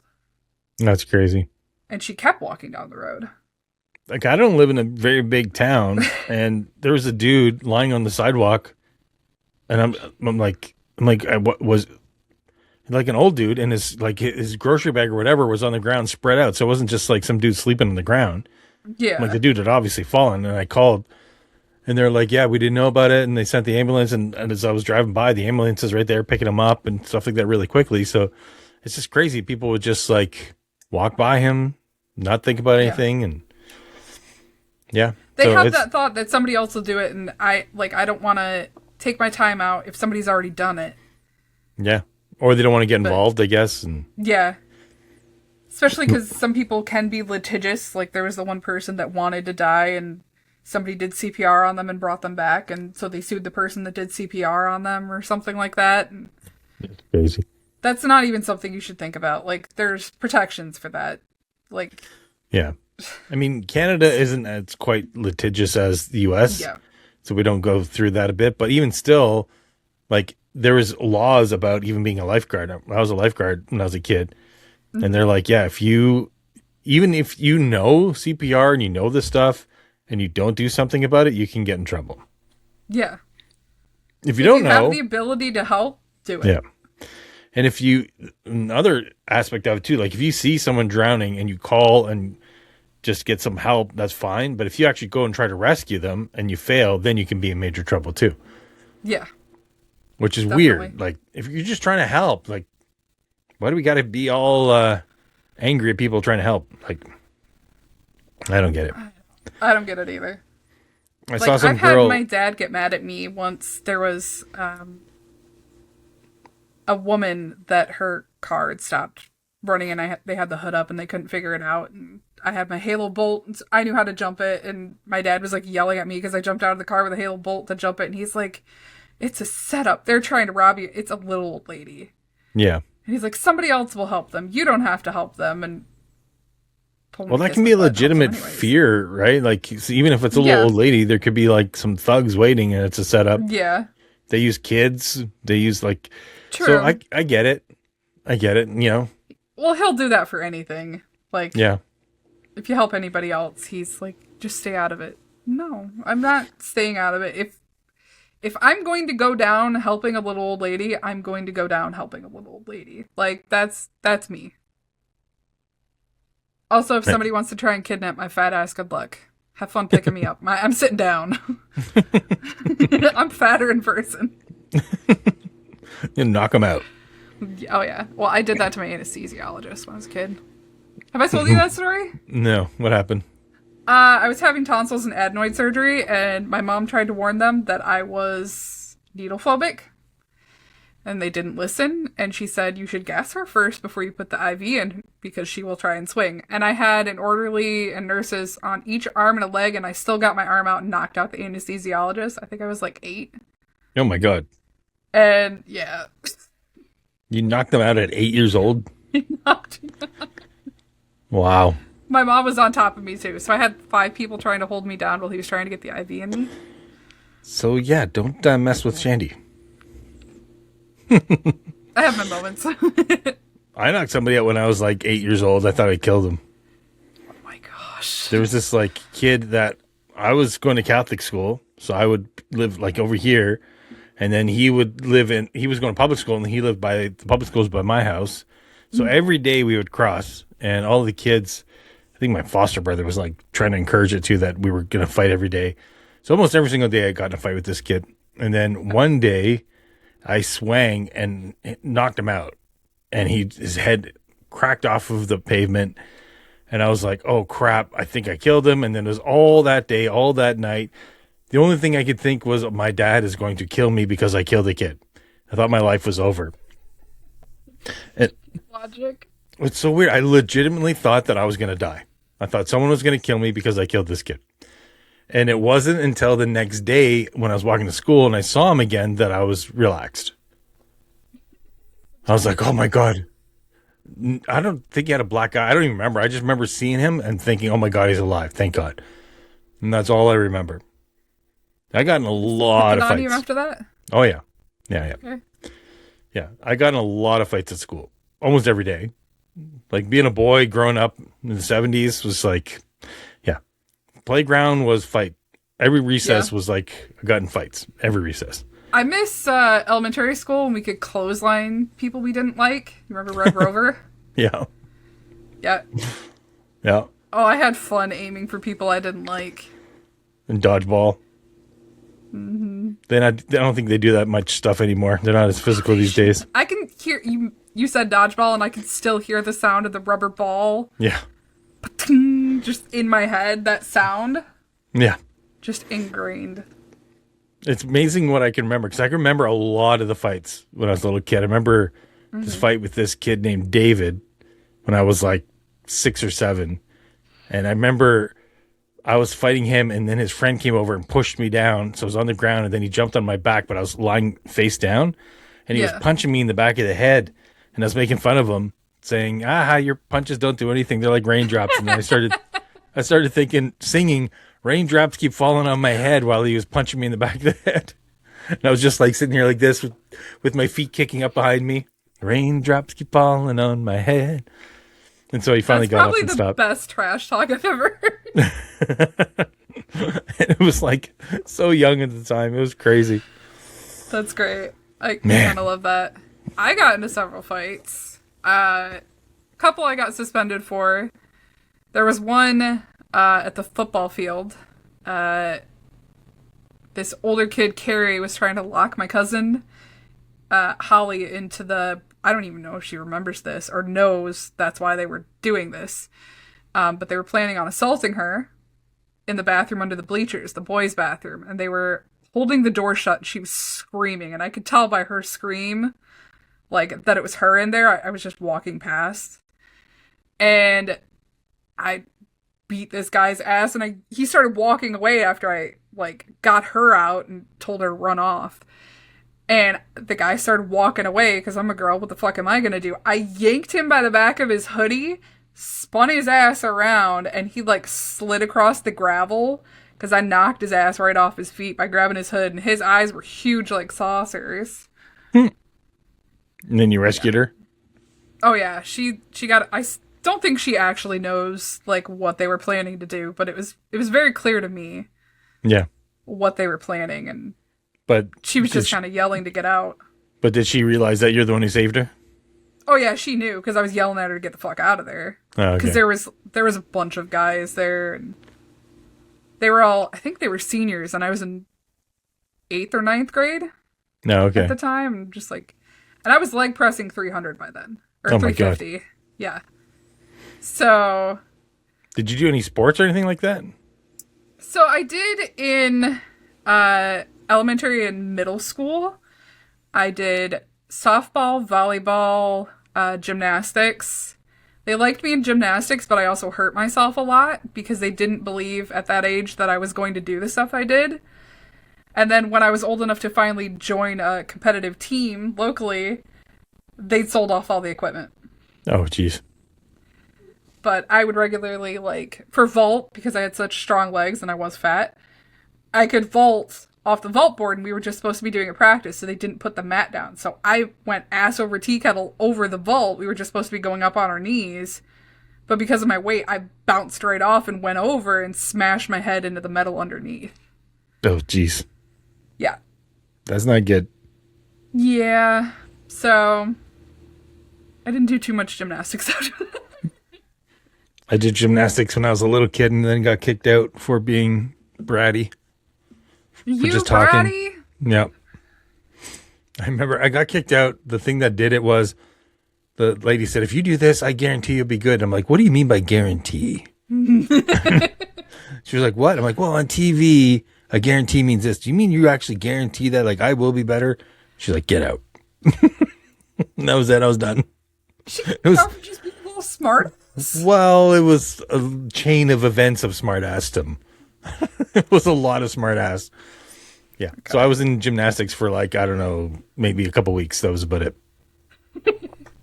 I played the piano, and then apparently after my first lesson, the teacher said, she sure talks a lot. Because I have short little fingers, and so I couldn't spread my fingers. Spread my fingers to, like, get the reach that I needed on the keyboard, so I'd keep talking. Oh, so I okay. didn't have to do it because it hurt, because I can pop my fingers out of joint. Ow. Don't do that. Are you double jointed? I think I have Ehlers-Danlos. I have really stretchy ligaments, like I can touch my thumb to my wrist. You have John Stamos? What? Ehlers-Danlos? I don't know. Just really stretchy ligaments and stuff. Oh, okay. Like hypermobility? Yeah. Oh, okay. I have problems like not locking my knees back in choir. I used to do that all the time. Yeah. Which is partially why I do the mom sway all the time, to stop me from locking my knees into place. Yeah. I'd like lock my knees back and make myself pass out because I didn't have any blood flowing to my legs. Did you say you had church? At church, in school. You went to church? I didn't think you grew up religious at all. I did. I grew up in the Methodist church. I've played every single role except for Joseph in the Nativity. Okay. Including Mary, which was really funny. The donkey didn't want to move. We had an actual donkey.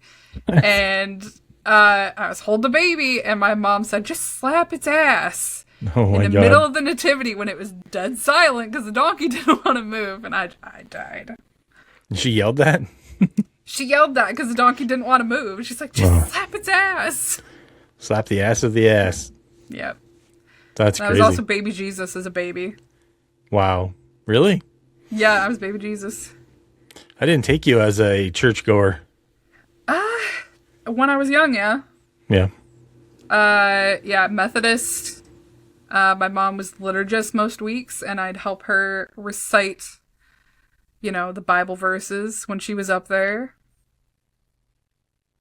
I was there every single week, and then plus all the events, and I volunteer there. I still go back and volunteer at the church, the Methodist church, for some stuff. I helped as Easter Bunny in the past at the church. There's a pole we painted. I don't even remember the phrase anymore, but it's in like 4 or 5 different languages. Some verse that we painted that's still there at the church. So you still you don't go to mass or anything like that? I don't go to mass or anything like that. No. And part of that goes back to PTSD. I will say this. I won't muzzle myself on this part. Just because it will help explain why I don't go to church. I wasn't believed. I was assaulted. I'm sure most people can get that from what I've hinted at by multiple people over time. But the main person assaulted me, and some of that happened in the church, and they didn't believe me. Mm. In fact, they defended him and they were part of the group saying that I would ruin his football career. So, And so is that what made you stop going, or? well, that was part of it. They kept defending him, and then there was a point where I was there with youth group there, and we were cleaning up the youth group building and the church and doing yard work around the church. And he set a chainsaw down inside the youth group building. And I was brought into the bathroom and stuff happened. And people still didn't believe me, even though it happened in the church, in the youth group building. So that's going to definitely turn you off of church. Yeah. So did that destroy any belief system you had, or did you even have a belief system before that? Yes and no.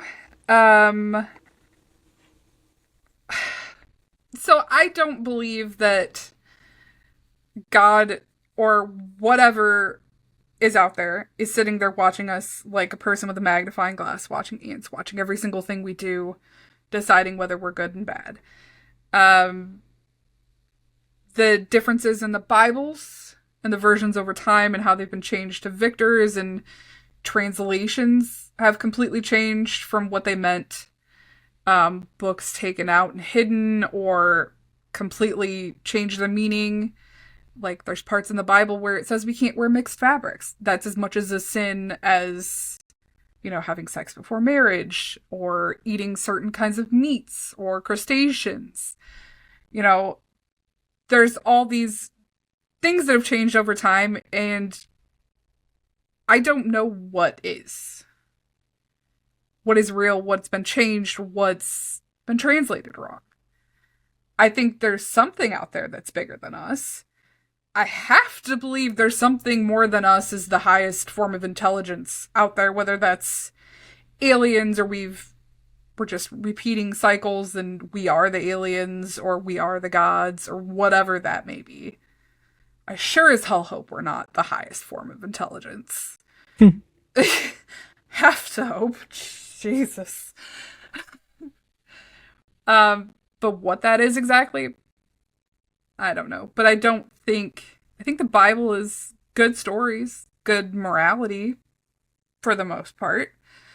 I have to say that I wouldn't want to follow a god like the killing of all the firstborn children of Egypt. Like, that's kind of fucked up. God that lets cancer happen to children isn't a God that I want to be with. Or that lets children be assaulted and murdered and all that. Or if they haven't heard the word of God, then they're not going to heaven or accepted God into their life. That's not something I want to be a part of. So it's a weird spot for me because I know there's something there. What that is, I'm not smart enough to know. So why do you feel like there's something there? Is that a feeling, or you said or is that just like just a saying that people say, like, I know, or do you think you actually know for sure that there's something there, there's something bigger than us? I have to hope that there is. Like, they say the only thing I know is that I know nothing. That's kind of where I'm at. But I have to hope there's something out there more than us. So is it more like a suspicion or an inkling? I guess. What do you think that looks like? From your perspective, you're well read, you've got thousands of books. What do you think is life's all about then? What do you think is going on? If you don't believe in a God that allows this, do you think we're all just random? Is it all science is right? We're worm food? I mean, science isn't all right because we also used to think we were the center of the universe. We don't have all the answers yet. Well, that's the kind of premise behind science, right? Is that it's until the next theory comes out, and then it should collapse onto that most recent proofs or whatever, right? So do you think that we're just like all random and that we're just some monkeys on a planet spinning in the universe and that's it? Or do you think there's something more? I think there's something more. What it is, I don't know. I mean, I do believe in evolution and that things have evolved over time, obviously. But I don't know that we exactly, like, there's something else in that timeline that changed. In what timeline? What do you mean? Like, evolutionary. Okay. And that could be, the Garden of Eden and all that. Like, global flood myth is in every history around the world. Like, that's without doubt. Yeah. Whether it's things were more connected than they used to be. And again, great cataclysm, like the global flood. Could just be the whole world flooded at the same time. Yeah. Like that whole Younger Dryas theory, right? Yeah. And that's why all of a sudden every culture has this myth. It could be because every culture went through it. Yeah. But there's also, like, I can't remember what it was. I think it was in New Zealand.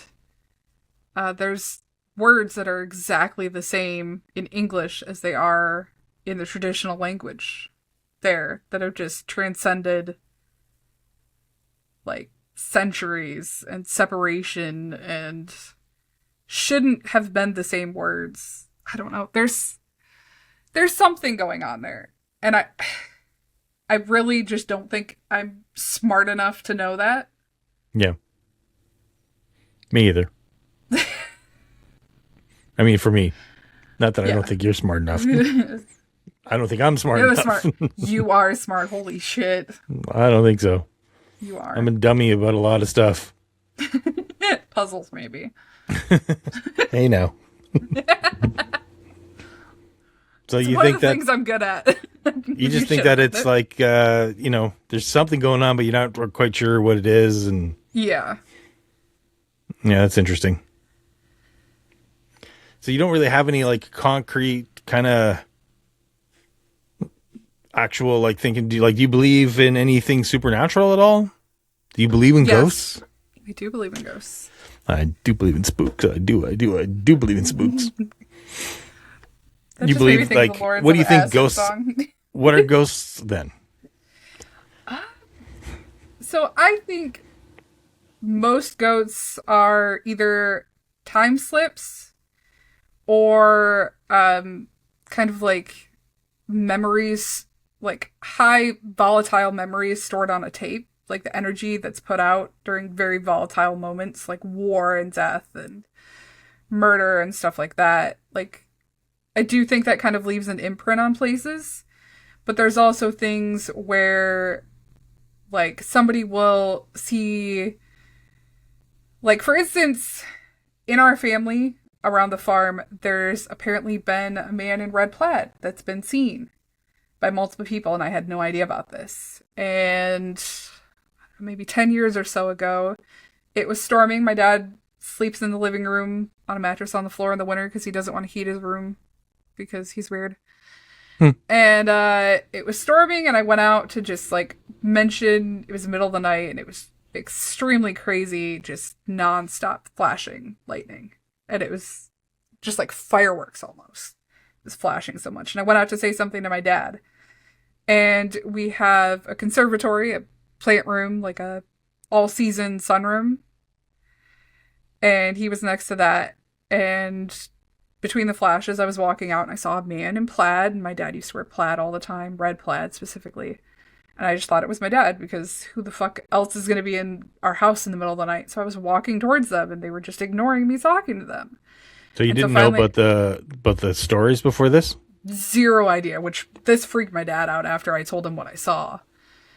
And I'm just walking towards it, what I assume is my dad, and I'm like trying to reach out, but I can't quite get close enough to touch them, and I just thought my dad was being like an asshole or something. And I finally go back, flip the switch, and I watch the person in plaid get sucked back through the glass and outside like it's been sucked into a black hole, just like spaghettified or something. I don't know. It was really weird. And I told my dad, and he's like, what the fuck? And then he told me about how other people in the family have seen that same red plaid person, and it's always a man. And yeah, it's really weird. That is creepy. Yeah. Now, do you think that they can inhabit like objects like Annabelle? No. And I know the family. Well, I know the Warrens' nephew. Who are they? And, that the people who own Annabelle or something? Yeah, originally, yeah. Okay. Like, I don't think objects are really haunted. Maybe it's, I mean, again, could be that emotional imprint on stuff, but I don't think it's like demons. Well, or I'm just like kind of gathering. I mean, gimmick boxes. I look around your room and what you're wearing and is that a blanket on the back of your chair? It's Yeah, all very Ouija much board. like Ouija board, the macabre, kind of like, Yeah, things like oddities or something like that. Seems like you're kind of into that type of stuff. yeah. Do you think like, Got bones over there. yeah, so you don't think that type of stuff harnesses energies or? I'm sure it harnesses energy. What about like witchcraft and stuff? Do you practice that or believe in that or? Energy, yes. Witchcraft itself, no, and not the way that some people do. Not like voodoo or anything like that. I actually have a doll behind me that. Let's see if I can grab it. So this is a doll that was made. Have you seen my dreads? Picture of me in dreads back in the day? I did not. My friend made this. This was actually. She didn't know that this was my old dreads. It was used leftover from the dreads that I had, and she had it for sale. And it's like it's got a spider on the chest where I have my spider tattoo on my chest. So it's a voodoo doll of you? Kind of. Apparently. But it's like it's got yarn from my old dreads. And she sold it to another one of our friends that was making the doll, and then I ended up buying it and found out who it was from. But I think a lot of it is just weird coincidences, and I just think it's fun more than the devil is out to get us or something. Yeah. So you just play with it. You don't actually believe in any of this stuff. Is that what you tell me? For the most part, yeah. What does that mean? I mean, I've played with Ouija boards and stuff and had weird shit happen. Like what? Like it'd move around and say stuff. Like I asked how many spirits were on the farm, and it said over 100 one time. And have you ever seen anything else weird like that besides the dude in the our plaid? house has haunted cats. Haunted cats. Haunted cats, yeah, because we've had lots of our former pets, and we'll have them like jump up on the bed sometime when there's nothing there, and it'll actually like divot down where they are. Weird. Which that's more comforting than anything. Like, cat died and it'd rather stick around with you. And you actually see like paw prints or something in the bed sheets? Yeah, you can feel it push down. I've yelled at Pennywise and Cobby before, and there was nothing there, and I'm like, oh, it's one of the dead ones. Okay. Weird. Well, do you think that could be like the air conditioning turned on or something, or? No, because air conditioner's not going to push down the bed and move the mattress and shake things or So what's the stuff most like that. What's the most unexplained thing that you can think of that you've seen? Is it just the guy in the red plaid? That'd probably be the most unexplained, I think. And then other stuff like that is mostly just the haunted ghost cats and dog and... Did you ever go to any haunted houses or anything like that? Mm-hmm. Yeah. Like tours or something? Yeah, lots of places. And then I've gone on ghost hunts. See, people think it's like TV. But you got to remember when they're filming for like 2 or 3 days, and a lot of time nothing happens. And a lot of the stuff they catch is like their stomach growling because they had too much at craft services. What was it? What was that? I hate Zach Bagans. I'm sorry if you like him, but holy shit. I don't know who that is. Ghost Adventures, the one that yells. Okay. Says he's possessed all the time by demons because that's the thing. I see. No, I've never watched any of those, but I know, I think I don't know. I don't even know where I got that from. South Park, maybe, or something like that. What is that? That they're probably making fun of Zach Bagans, probably. Probably. But I've been friends with the original crew from Ghost Hunters and all those shows. I'm looking up here because I'm literally looking at my DVDs of Ghost Hunters. So did you ever see anything weird on any of your adventures? Not on any of the adventures. I did have some weird coincidences going to conventions in the past. The Haunted Old Mill in Dundee is where my mom grew up in that town. And so I was there for the convention and I look up and on a wall directly above the office doors for the records for Dundee at this It was a crocodile. old mill museum. No, just kidding. Dundee. My mom had a crush on him. My mom's high school graduation photo, you know, the one that has all the ovals, where it's got the whole class, was directly above the door and she was dead center. And she didn't know that? Well, she was dead. Oh. So I was just there at the convention. I look up and there's my mom looking down at me. That's weird. And I was there to see one of my friends that was a psychic. Why was the picture there? Because she grew up there. Oh. She was from that area, but it just so happened out of all of the decades that have happened, because she was born in 1939. Okay. It was her graduation year that was directly above the door. What'd your psychic say? They're just like, oh yeah, she's watching. Like, do you believe in psychics and mediums and things like that? I think a lot of it's cold reading. Yeah. I think, because, like, if you, like, a lot of them will pick up that my mom has passed. But I'm also at the convention with my dad. Yeah. Like, obviously he's older. There's no woman around with him. She's either sick and at home or she's already gone. Yeah. And by his age, they can say, well, she's probably the same age or parent is probably passed. A lot of that stuff's easy to hone in on. I think most of it's cold reading. I'm sure there's some people that have, like, some kind of inkling, whether that's what you give off or otherwise. Because wasn't there, like, talking to spirits in the Bible itself? I assume so. I don't remember. Yeah.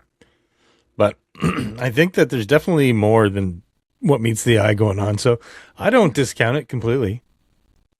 I'm just curious. Like, you know, I've had psychics tell me certain things that have come true, which is kind of weird, but I have a psychic. I call him my psychic. His name is Tim. And, man, he's hit on some stuff. Before I'd found the death certificate of my mom, he told me it wasn't my fault. yeah. Well, that's a nice, healthy thing to say to somebody for sure, but yeah. Well, we were talking about my mom, and he was doing a reading. It was a flower reading and stuff, and said that she wanted to know it wasn't my fault. yeah. And there's certain other stuff that, like, people hadn't known, like that I'd been pregnant and lost children. People have picked up on that before. Interesting. And a lot of people don't know about that, so. Well, they do now. You do know. Get a psychic to watch this, and then he'll tell you everything. Yeah. I'm pretty easy to find. Probably when too easy. When I was in high school, we were in a Dixieland band, and we went and played this big food show type thing. And there was a psychic there, and she came up and told me I was going to get Parkinson's. And I was like, how dare you? She's like, what? I'm like, how dare you go up to strangers and tell them they're going to get diseases when you know very well you can manifest those types of things. And I started going off on her, and my teacher was like, Keith, calm down. I'm like, no, I'm not going to calm down. No, She's that's being a valid irresponsible. thing to crash out about. Yeah. I like started yelling at her, making a big scene, and I got in trouble. Oh, yeah. I had a weird thing where I was talking to another psychic. This one I didn't really believe. I thought they were cold reader, but they were interesting to talk to either way. But this other lady they'd been talking to before me, I was just waiting in line to talk to them at the convention. And the lady in in front of me apparently thought she was psychic, and she turned to me while she was talking to the psychic, and she said, you know, you have a black spirit behind you, and it's very threatening, and it's trying to possess you. And she was telling me about how I have like demons following me, and I'm possessed, and all this stuff, and I'm just like, well, I was having a good day. You're Thanks. like, yeah, that's real hard to shoot at somebody who's a goth. Yeah. Yeah. Good job. Trying to tell me exactly what I want to hear? Thanks. You have a dark got soul. Got a tall, dark man following me. Let's go. You're like, my father took me to the city. To see a marching band? To see a marching band. It's like, yes, I know all about you now. Yeah. You like My Chemical Romance. How did you know? You must be psychic. I'm wearing? I really do have a black braid jacket. That's hilarious. Did you buy it or make one? I bought it from Hot Topic years ago. It's like a varsity jacket, so it's got like gray on the main part, and then the stitching and the collar and the sleeves are all black. Oh my god, that's so funny. Mm-hmm. Hot Topic. That's another South Park thing. I guess I watch too much South Park. Everything is referenced to me for South Park now. And Bungholio. And yeah, Beavis and Butthead. I am Cornelio. That's so funny. Yeah, you kept saying that I can do that like someone else, you know, who did that? My ex, Matt. Yeah. He did Beavis and Butthead sound or just all the Beavis? time. All the time. It's so funny.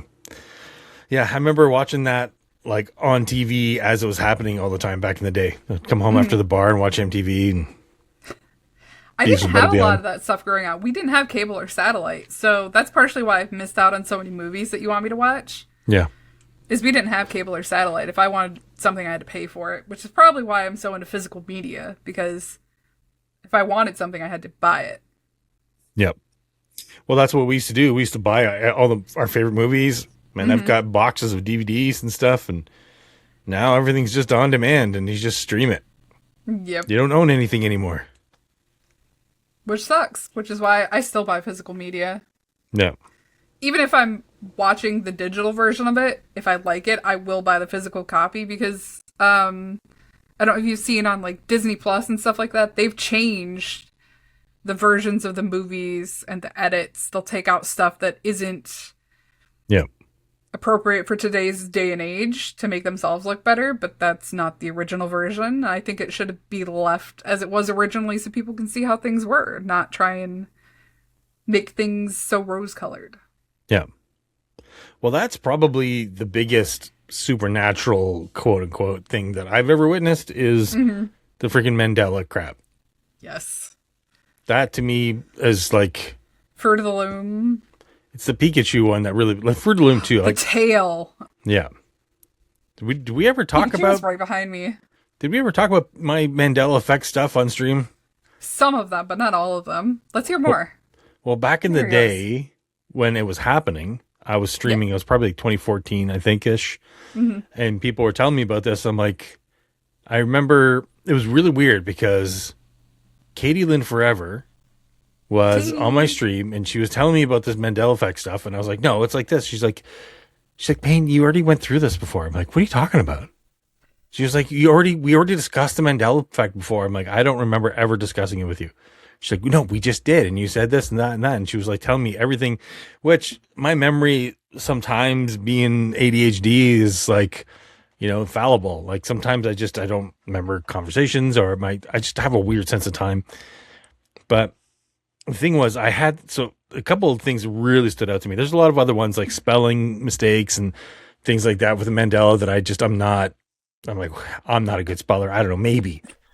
Maybe Oscar Mayer was spelled differently. Maybe this was spelled differently. But Fruit of the Loom is the thing I used to wear all the time. Cornucopia. Yeah. All my underwears, all my t-shirts, everything. Like we always, like the reason I know the word cornucopia is because it was on the Fruit of the Loom. Like it was like 100%. Yeah. So, and I remember I was at Costco one day, and also I'm a designer. I'm a logo guy. Like I've made thousands of logos, right? Like I study so logos. The logos stick out to you more. They stick out to me. And I also like study them to think about, okay, if I'm going to design a logo I'm going to be getting another logo contract eventually. So I got to like keep up on them and look at them. And I was walking through Costco and I saw the Fruit of the Loom on their underwear with all the underwear. And I was like, oh, they changed their logo. Interesting. Yeah. And I was like, it looks just more the fruits now. It's not even that. It's more even the structure of the logo. Like the logo used to be more of a sketch. Now it's more it's Art Deco. It looks like it was designed in the 50s. Where before it would look like it was designed like a while ago, more modern cartoony type thing. But now it looks like it's got these lines on it, on the apples and stuff like that, all this Art Deco kind of feel. And it was never like that. I'm like, oh, they kind of changed it to like a retro vibe, I guess. I don't know. Interesting. And I had never heard of the Mandela Effect, but I noticed the logo changed. That one I noticed on my own. And then when people started telling me about the Mandela Effect, right before, about a week before, I had gone down another JFK rabbit hole. Well, like I do sometimes. Yeah. So I'm like, I go and watch all the theories and things like that and like who did it. And yeah, I'm just like watching like the theory that the driver killed him for a while. There's that theory where you can see the driver turn around with his gun and do this and shoot real quick, like look like he had a gun and came back around. So this is all these theories, but the car was definitely a 4-seater. I have no idea who the two people between the JFK and Jackie was, between them and the driver. Those people never existed. I had no idea who they were. And now everyone's like, it's Governor Connolly and this other. Yeah. Those people never existed. I never noticed that. They were never there. It was always a 4-seater. There was only 4 people in the car. But now since the Mandela Effect comes in, there's 6 people. Yeah. And it's a 6-seater car. And there's this like weird bar that goes up almost like a roll bar between the people. I'm like, what? Like this never ever existed. That's for the hard top convertible. Yeah, but it never needed it because it was only a 4-seater car. You didn't have that. There was no thing in the middle. Yeah, and I'm remembering it being a 4-seater now too. That's so weird. And there was also like 5 or 6 different angles of the footage of the shot. Now there's like one. Yeah. There was like Zapruder. There was a Zapruder film. There was like the Hutchinson tape. There was a whole bunch of the other ones that don't exist anymore. There was like the whole footage of the babushka lady and the person behind the lady. Yeah. The grassy knoll and all these other things like that you could see, and they had like these different angles that don't exist anymore. It's very weird. But so Katie Lynn told me, "Oh, go look at JFK. Like, how many people in the seat?" I'm like, 4. She's like, "Yeah, go look." I'm like, "What are you talking about?" So I go look, and then she's like, "Oh, and then how about North America?" Now I've drawn the world maps forever, and it was like, North America and South America were like pretty much like right there. Like it was almost stacked on top of each other. Now South America is like way over here. I'm like, it doesn't make any, like all of South America is completely east of North America. Makes no sense to me. It wasn't like that. Is because we have the different projections. Yeah, but no, not everything. Part of it is from. But every map now. Yeah. It's always way far east. Yeah. And the thing that really, the biggest one was, I have amiibos, right? For my Wii. And the amiibos sit on my table, like on my TV stand. They were like there every day. I'm watching them. And then about a week or 2 before the effect happened, I was talking to my wife and I'm like, you know what really bugs me about, like I always used to talk to her about all my OCD stuff. And I'm like, you know what really bugs me about Pikachu's design in this tail is you've got this lightning bolt that comes down like this, and then the end of the tail, the lightning bolt, it like stops off on an angle like that. And then the stripe on it doesn't match this angle. The stripe is just slightly off, so it's like a wedge. And if that side of the wedge matched any of the other lightning bolts, I'd be okay with it. But it doesn't, so it's slightly off. It's like a 5-degree angle. And it goes like, if it was straight up and down, I'd get it, but it's not. So it's always this tail, the stripe at the end of the tail drove me nuts because it was slightly angled off. Yeah. And now it never existed. I definitely saw the tail. It had a stripe. It was a black stripe at the end of the tail. Yeah. It wasn't just the ears. And now he's shit himself. He's got this brown crap coming out his butthole for some reason. That never existed. I would have totally made fun of that for years and be like, why did they make Pikachu every kid would have poop himself? Like his bottom of his tail is brown now. Like, that doesn't make any sense. It was black stripe at his tail. Yeah. And everyone's like, no, you're confusing with the other types. Of, like, no. This one is on my table. And it no longer has the black stripe on it. And I had just the week before gone on a rant about how much that bugged me and the angle and the 5 degrees and all that stuff. And my wife remembers me going through that. So this is the weirdest thing that I've experienced in life. Like, it makes me wonder. The Monopoly Man one is. Monopoly Man 1 too. That one really annoys me. Yeah, he used to have a monocle. Yes. Yeah, absolutely. Kit Kat used to have a dash. Yes. Because I used to break it on the dash. Yes. Same. Yeah. So I don't know how you explain that. Multiverse theory would probably be. I would think we're just time. My only explanation is it's always happened, and we just never noticed because we never had the internet. So we were just always like, oh, well, I guess I was wrong. You're like, what? I was sure that had that, and I guess not. It's kind of what you do. But now we have connections with other people so much that everyone's like, no, you were right. I remember too. Yeah. So you've got, thousands and thousands of people who remember things the way you remembered them. So you're kind of like, okay, well, I'm not crazy because this was definitely. And then there's thousands of people that remember it differently, which is why I think it's multiverse. Like, what timeline or universe did you come from? Did you have the Pikachu stripe? Did you have the monocle? And but what it seems timelines did we diverge? Yeah, it seems like a lot of people though who experience one thing have experienced all of them. Yeah. Like Berenstain Bears. Oh, I 100% have books that have the Stein spelling. No, you don't. You do not. No, I do. You don't? I do. Go look. No, I've taken pictures of it.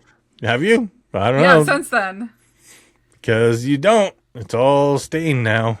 Berenstain. No, there's pictures people have taken of their stuff that still say it. I don't know. But it was, they say it was a misspelling. Yeah. I don't know. I had, like, growing up Christian like that, like, I had a lot of those books because they were very Christian books.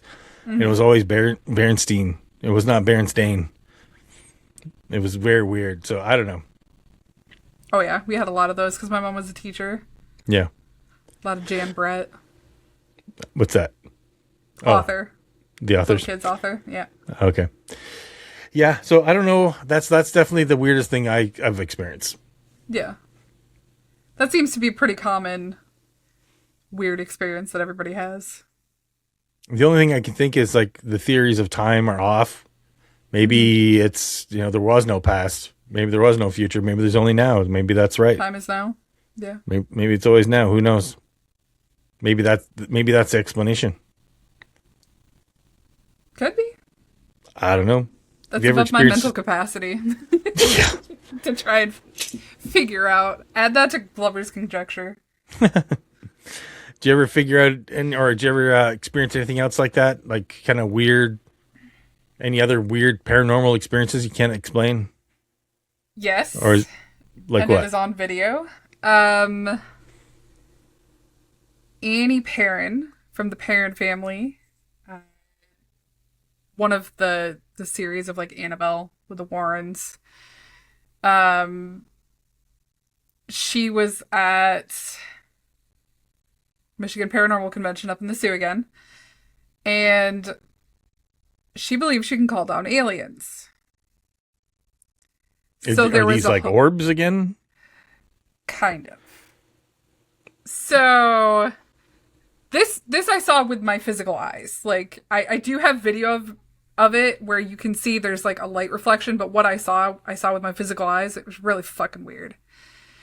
And there was a noise to it too, which made it even weirder. And I partially suspect that it was somebody fucking with us, but it broke my brain in the time, and you could hear me in the video just going, what the fuck, Tenny, what the fuck? John Tenney is one of my friends that I was trying to get on the podcast for you. Fingers crossed. I think you guys would have fun.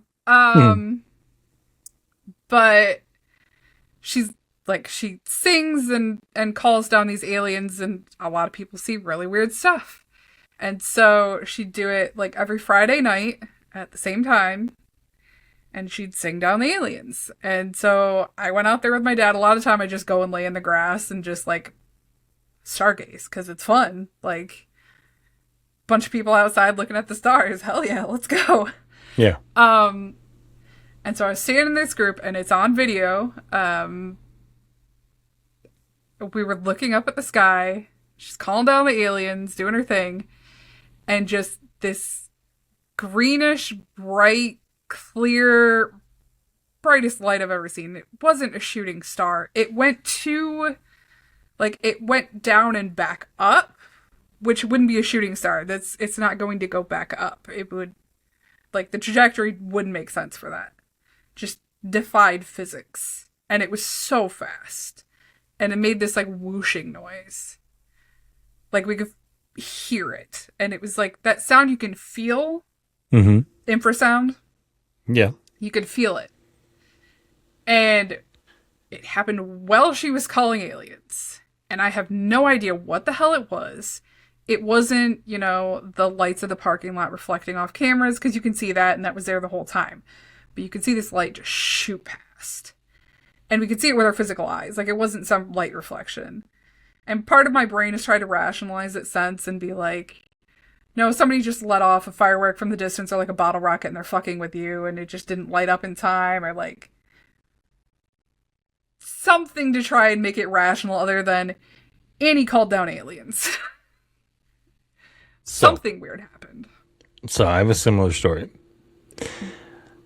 Last year maybe, or maybe the year before that, I was outside my house, and I was talking to my friend on the phone.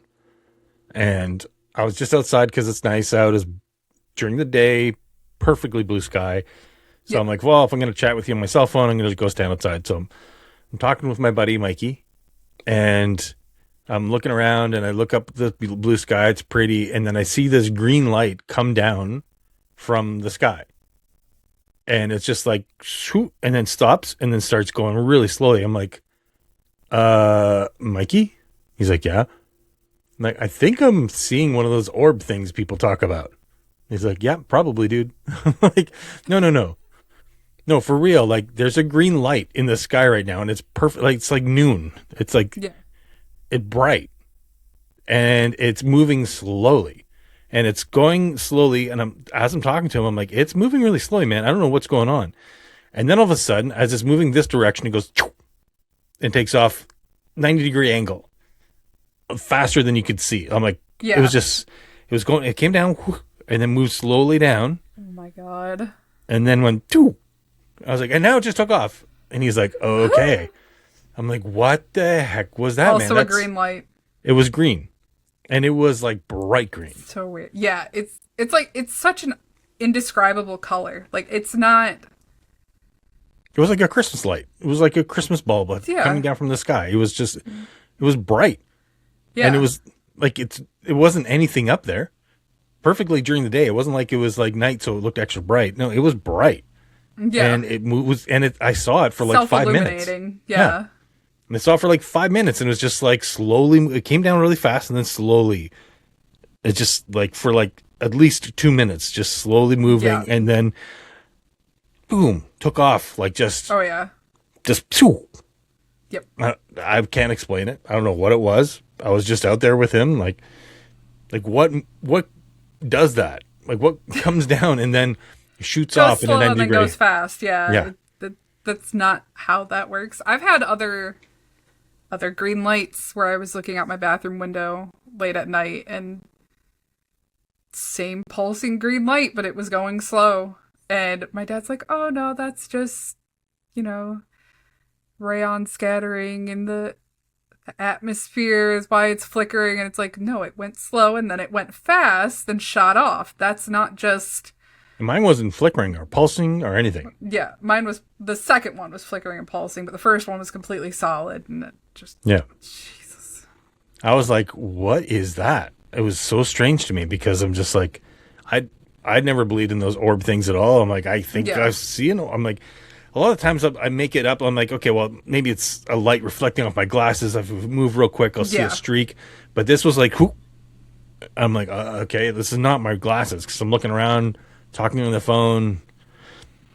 It was something way up there, and then took off. Yeah. Yeah. I don't know. Well, even like they've admitted now that there's government programs that they've seen stuff that they can't explain. Yeah. So. Well, then there's that dude that I've seen on quite a few podcasts where he says that he can summon them. Yep. He just goes in his backyard and just like, yeah, just watch. They come to me every night. They're like, well, isn't that lights? It's like, no, watch. And then they like come in, they'll see these orbs come in and leave. And I don't know. I mean, the original swamp gas story is from around our area. It was like, what is it, 1960s or something? And my dad, his sister, and one of her friends were driving back from something at night. And they were one of the stories in Kalamazoo that didn't get told, but it was during the Kalamazoo outbreak that the government said was swamp gas. And they got chased. My dad was driving and wasn't looking, but there was a bright light chasing them down the road that was like greenish. My aunt saw it. The friends saw it. My dad saw some kind of light, but he just thought it was like a headlight. But no, it was chasing them down the road, going faster than they were, and then went up into the sky and stuff. And it's just like, okay. A couple times. Swamp gas. A couple times I've been way out in the mountains. I'm trying to. I'm like, all of a sudden, I'm start realizing all the weird shit I've seen. Yep. A couple times that I've been way out in the middle of nowhere, up in the mountains by myself. I'll go up there like really, really early in the morning to try to get there before all the animals come out. If I'm going hunting or something like that, I'll go out at like 3:00 in the morning, and then because that way I'm there and I'm established, and it's like I'll sit in my car for hours and just wait for the sun to come up. So I'm driving these back mountain roads, but nobody goes on. They're like old logging roads and stuff like that. And I've seen it a couple times where you're driving along and then I'll see like, sometimes you see like weird shadows or something like that. But I've seen a weird shadow that lasts longer than it should. So it's not like it's just like I'm shining my headlight at a bush or something like that and it's making a shadow projection. Yeah. The last time I saw one, because it was always kind of out of the corner of my eye, I'm like, what was that? But the last time I saw one was very vivid. It was very much in front of me. I was driving 3:00 in the morning, about 40 kilometers away from anybody, like way deep in the mountains. And I saw beside me this shadow that looked like it had 4 legs. And it was galloping beside me like the size of like maybe a lion or something. And then I'm looking up the side of me. I'm like, what is going on? What is this shadow? And then it was going up beside me and then ran across in front of my car.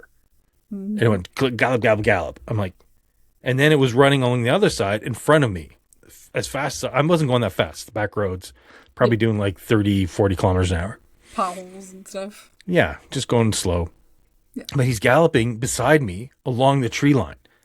And then I'm just like, no, I'm tired or something. Like it looks like a shadow. It looked like a Lord of the Rings smoky, shadowy creature or something like that. But didn't look like an actual creature. Just looked like a shadow. And it's like getting farther away from me and galloping along the side of the roads, and then just takes off and jumps into the woods, into the trees, like most animals do.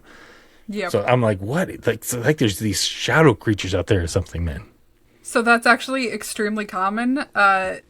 Especially if you ask kids, most kids, especially if you're driving at night, most kids will see black shadow animals running alongside the car at some point.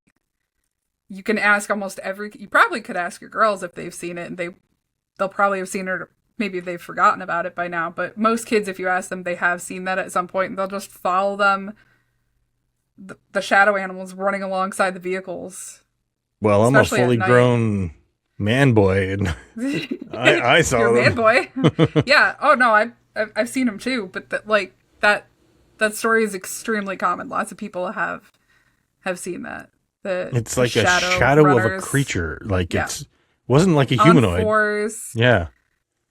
Some people describe it as a large dog or panther. Yeah, it was like a large, but like hairy, like almost like streaks were coming off of it, like its fur was like flowing or something. Yeah. It was like weird. Ink. Kind of inky. Yeah. Yeah. Yep, that's really common. A lot. I've seen that. I know for sure. I've seen them a lot, and I'm like, but it's always been kind of like, I'm like, what was that? What was that?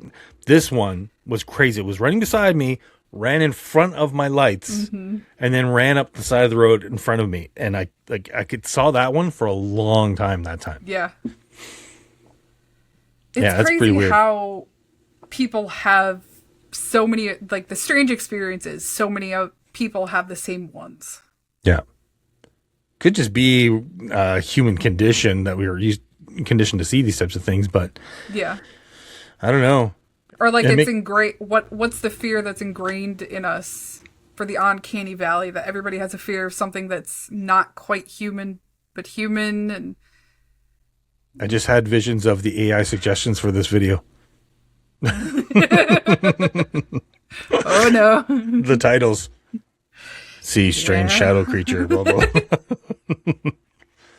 Well, it's kind of weird. Interesting. Like, it's strange when you're out and you're so far from civilization and you're by yourself and you're in the woods, and like your perceptions do very weird things on you because you're so far away. You know, if there's this always in the back of your head, if something happens, you're on your own.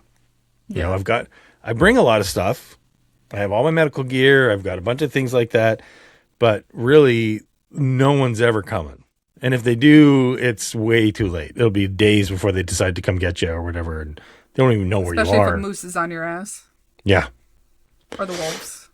The wolves. The wolves were crazy. The moose, not so bad. But moose is definitely dangerous too. Well, if you didn't have the gun out and were just out there wandering around and didn't have a gun ready. Yeah. Then you'd want to be Could have been very different. Yeah. Yeah. Yeah, the moose are definitely dangerous. The wolves, I don't know if they are so inclined to attack a human. Oh, they absolutely, if they want to. If they want to, but I don't hear a lot about people getting mauled by wolves. In the old days, yeah. They just, I don't know, they seem like it's a weird phenomenon seeing like all the way all the creatures work together and are all like used to these patterns. Birds. Yeah. The birds and the wolves. The wolves, yeah. The birds alerting the wolves, not because they want the wolves to come for them, but they want the wolves to kill these things so that they can get the entrails afterwards. Yep. They're all smart. Like people think that animals are dumb, but man, all the animals out there are a lot smarter than we think. Oh, definitely. Like the pet hawk that I had named Alonzo, I'd call his name. We had should probably tell people the backstory of that instead of just dropping. Yeah, I had a pet hawk. Yeah, lady hawk. That's all. Lady hawk. So we were walking back on the family farm, and we're back in the woods, and something had gotten into this hawk's nest, and all the others of the babies had been killed. Their necks snapped and all this stuff. And my dad didn't want me to look. I looked anyways because I was a weird little child and was like, "Ooh, what's going on?" Looked around him and saw a bunch of mangled bodies. But there was one still alive that I spotted. And it was just this little hawk. And, still had all the little fluffy feathers and stuff. Couldn't fly. So we brought it home. And this was back before we knew about nature centers or rescues or how to even get in contact with them. And we're farm people. My dad had a pet crow growing up. And a grackle and I had a pet baby raccoon. I want to see pictures. There's no pictures. Damn it. I want a pet raccoon. But we brought the baby hawk back home and it was hanging onto the steering wheel while my dad was driving back. Because we went to grab the car to bring it back instead of carrying a baby hawk because those talons are vicious. Yeah. It was just hanging from the steering wheel the whole way back. And we raised this thing. It had a broken wing. Never would have survived on its own. Absolutely not. We brought it back to health. It was able to fly after a while. And, we fed it ground beef and variety of stuff and rabbits and, pet hawk. I'd go out back, call Alonzo's name. He'd fly right down for dinner. Why'd you call him Alonzo? I don't know. My dad named him. That seems like a weird name for So a I just hawk. go out. Yeah, I know. I just go outside, yell Lonzo, and I'd fuck with people. I really am an asshole. I'd have friends come over, and I wouldn't tell them that I had a pet hawk at the time unless they came over and I trusted them because not exactly illegal, or not exactly legal. And Alonzo's long gone now. I was a kid. So I'd call Alonzo down, throw a handful of ground beef out on the deck, and then lock the door. And they just see a hawk flying down at him. Alonzo was a red-tailed hawk. They just see this big old hawk flying down at them. They'd start screaming, trying to come in. I'm like, he's fine. You're good. And I could just have him on my arm. He didn't care. Did you have like the glove or whatever? Yeah. Well, it was just like a welder's glove. Yeah. Instead of a falconer's glove. But yeah, he didn't give a shit. Did you bring him to Renaissance fairs? No, but this was before we went to the Renaissance Festival. I should have. If I still had him, I would. You should get another one. You should take up falconry. I could. I have several friends that do. Yeah. That sounds like something you'd be into. Yeah. It's fun. You go to a Renaissance fair and go look at my hawk or my falcon. There are some falconry people there. They have a hawk walk and stuff and shows they do. A hawk walk. A hawk walk. It's a tour you can take and they like walk around and show off their falcons and stuff. It's pretty cool. All I vision was like a hawk walking on the ground with a leash and you're like walking it like a dog. Kind of. A hawk walk. Your hand, but yeah, you can hold the hawk and I'll have that to sounds show like you. fun. I'll take you there. I'll stream it this year. I knew my roommates when I was like 20 were in SAC. One of them was like a knight for the king, and another dude was like he had hand built himself. Was it a lyre? The guitar? Yeah. Or whatever, and it's like you had to hit it with a hammer or something like that. Guitar type thing. Dulcimer or yeah. Yeah. It was like had this like tiny little wooden thing, and he's like ding, ding. And he was like he was the dude that went around like playing his music, but the dude who was a knight had like all the like he would actually like fight, so he had all of the actual like basically hockey equipment, but to look like a knight, so that he would actually be prepared for it and stuff like that.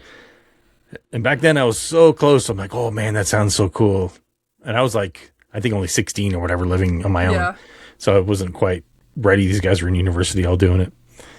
But I almost joined the Society for Creative Anachronism. I mean, I've seen your art. You go over huge there. Everybody loved the shit out of you. Well, I'd love the shit out of them too. That'd be awesome. I've met Dougie at the Renaissance Festival. Who? Dougie. Oh, Dougie. Doogie. Yeah. Doogie. Doogie. He's not Dougie, he's Doogie. Doogie! Yeah, I met him at the Renaissance Festival. How did you know it was him? We scheduled it beforehand. Oh, okay. I babysit for Acrobellum at that stage, and so he met me there during Washing Well Wenches, and we watched the show together. Oh, that's cool. That's crazy. IRL meetups. Yep. That's one thing that I loved about PAX. Did you ever go to PAX or TwitchCon? I did not, but I saw you at, I think I saw you at CJ and Porky's wedding. I was in the chat. Yep. We talked. You saw, so Beers with the Blacklist back then? Yep. I was in Smack's chat for the wedding. Yeah. Yep. Yeah, CJ and Porky invited me. That was like one of the first times I talked to them was their wedding. Wow. I like talked to them just before and they're like, hey, do you want to come to our wedding? And I'm like, okay. And so I was talking to you and Joshua and Adrian and all the people back then in chat. Yeah. C22. C222. C222. Yep. Alex set up the stream. Yep. He set all that stuff up. It was so fun seeing like all the people that you know, you only know their names or you see them on stream, like Forceful Falcon and all those people. Like, that was good times. Good times. Yep. I wonder if when I really started getting hooked in, it was just after everybody stopped going to those. Yeah. Well, that was the last one, I think. Yeah. Or was there one after that? I think there was one after that. But yeah, there was one. Most people were dropping out then. Yeah. So. Yeah, I was going to go to the PAX after that, but there was a huge snowstorm in Boston. I was like, plane. There was when the plane slipped off the runway. Oh, yeah. And I was like, yeah, that's it. I'm not going. About that, no. Yeah. Yeah. I was already weirded enough. I don't mind going to Seattle because I can just drive there. Yeah. I don't have to fly. I'm not a big fan of flying. I like to be in control. Yeah. I like my road trips instead of flying. Yeah. I like flight, driving. I went from Detroit to Chicago to California to Australia. So, Yeah. good. Yeah. How long did that take to get to Australia? Like a day? Yeah. Over 24 hours of travel. That's crazy. And you're traveling through time. Mm-hmm. You know, like, did you arrive there like the next day or the day before or something? I don't remember. My brain broke. I was so overtired by the time I got there, and then I was stuck in security getting checked out for a couple hours. By the time I got back to the house, I was dead. I flew to Europe when I was a kid, like when I was like 19 on a one-way, bought a one-way ticket and went to Europe. I was like, worked at a restaurant. I'm like, I'm going to go backpack around Europe. And I didn't have enough money to buy a return, so I just bought a one-way ticket. And then I went there. Do that now. Well, I wasn't supposed to do it then. They didn't let me. They're like, why do you only have a one-way ticket? You can't stay here. I was like landed at the airport in Gatwick in London, like outside London. And I'm like, I'm going right to Italy. I'm like, why are you going to Italy? I'm like, well, it was cheaper to fly here, but I have family in Italy. And she's like looking at me like, she's like, well, let me see your bank account. I had $300 in my bank account. She's like, oh, no, I'm going to send you back home. I'm like, no, I'm going to see my grandmother. She's in Italy. She's in Vallelonga and Catanzaro. And I like listed all this fake stuff. And I convinced her enough. She's like, you better not stay here. And she ended up let me in. Yeah. And then I hitchhiked around there for about 2 months around all over Europe. And then I was starving. I hadn't eaten in like a week. And I called up my travel agent. I ended up, there was this dude. I was cleaning carpets at these commercial buildings. I think the statute of limitations is passed now, right? There was this dude who was like, I was a night cleaner, so I would clean carpets and stuff like that. And there was this one guy who treated me like absolute dirt. Like I was just like some scum bucket janitor or something like that. And he was like super exec. So he's like, whatever. So I ended up writing down his calling card number that was on his desk one day. And you might not know what a calling card is. Do you know what the calling card is? I do know what a calling card is, yes. Most people today probably don't know what a calling card is. But it's a card with a number on it that you can use at payphones or whatever, and then it bills back to the company. Yeah. So I didn't steal it because that would have been too obvious. I just wrote down the number. And then when I was all over Europe, I was making phone calls using his calling card. So I was like calling all my friends and stuff from payphones. I was in Belgium, then Amsterdam. And my friends were telling me, like, we got calls from the police saying that someone's been calling us from Europe. And we wanted to know if they knew who it was. I didn't tell them, but they wanted to know if we knew who was making all these phone calls. So I used the calling card to call my travel agent. And I said, I am starving. I need a way home. I don't have any food. And they're like, okay, well, we have a plane ticket for you that's empty that's coming back. That it's like one of these completely empty airplanes that the plane's got to get back, even though there's nobody booked on it. If you could make it to Paris tomorrow, then you can be on it. And I was in Spain. I was in Barcelona at the time. So I'm like, all right. So hitchhiked my way up to Paris to get on the airplane. And then I get on the airplane and I'm the only one on it except for me and the stewardesses. And they thought I was kind of cute. So they brought me all of the fresh meals that were on the plane. So I got to eat, like, it still was packed full of food. So I ended up eating like 10 or 12 different people's meals that was on the airplane. And they gave me like peanuts and all sorts of stuff. It was crazy. So that's how I got back. Like, this poor boy looks so hungry. We need to feed him. That's exactly it. No. Yeah. Well, I think that's about the time I've got another meeting to go to. So I appreciate you doing this, Shandee. Yeah, it's been fun. Yeah, it has been fun. Well, we'll have to do it again. Thank you for inviting me to the Citadel. Yeah, no problem. Newest member of the Citadel. First girl. First girl on the pod too.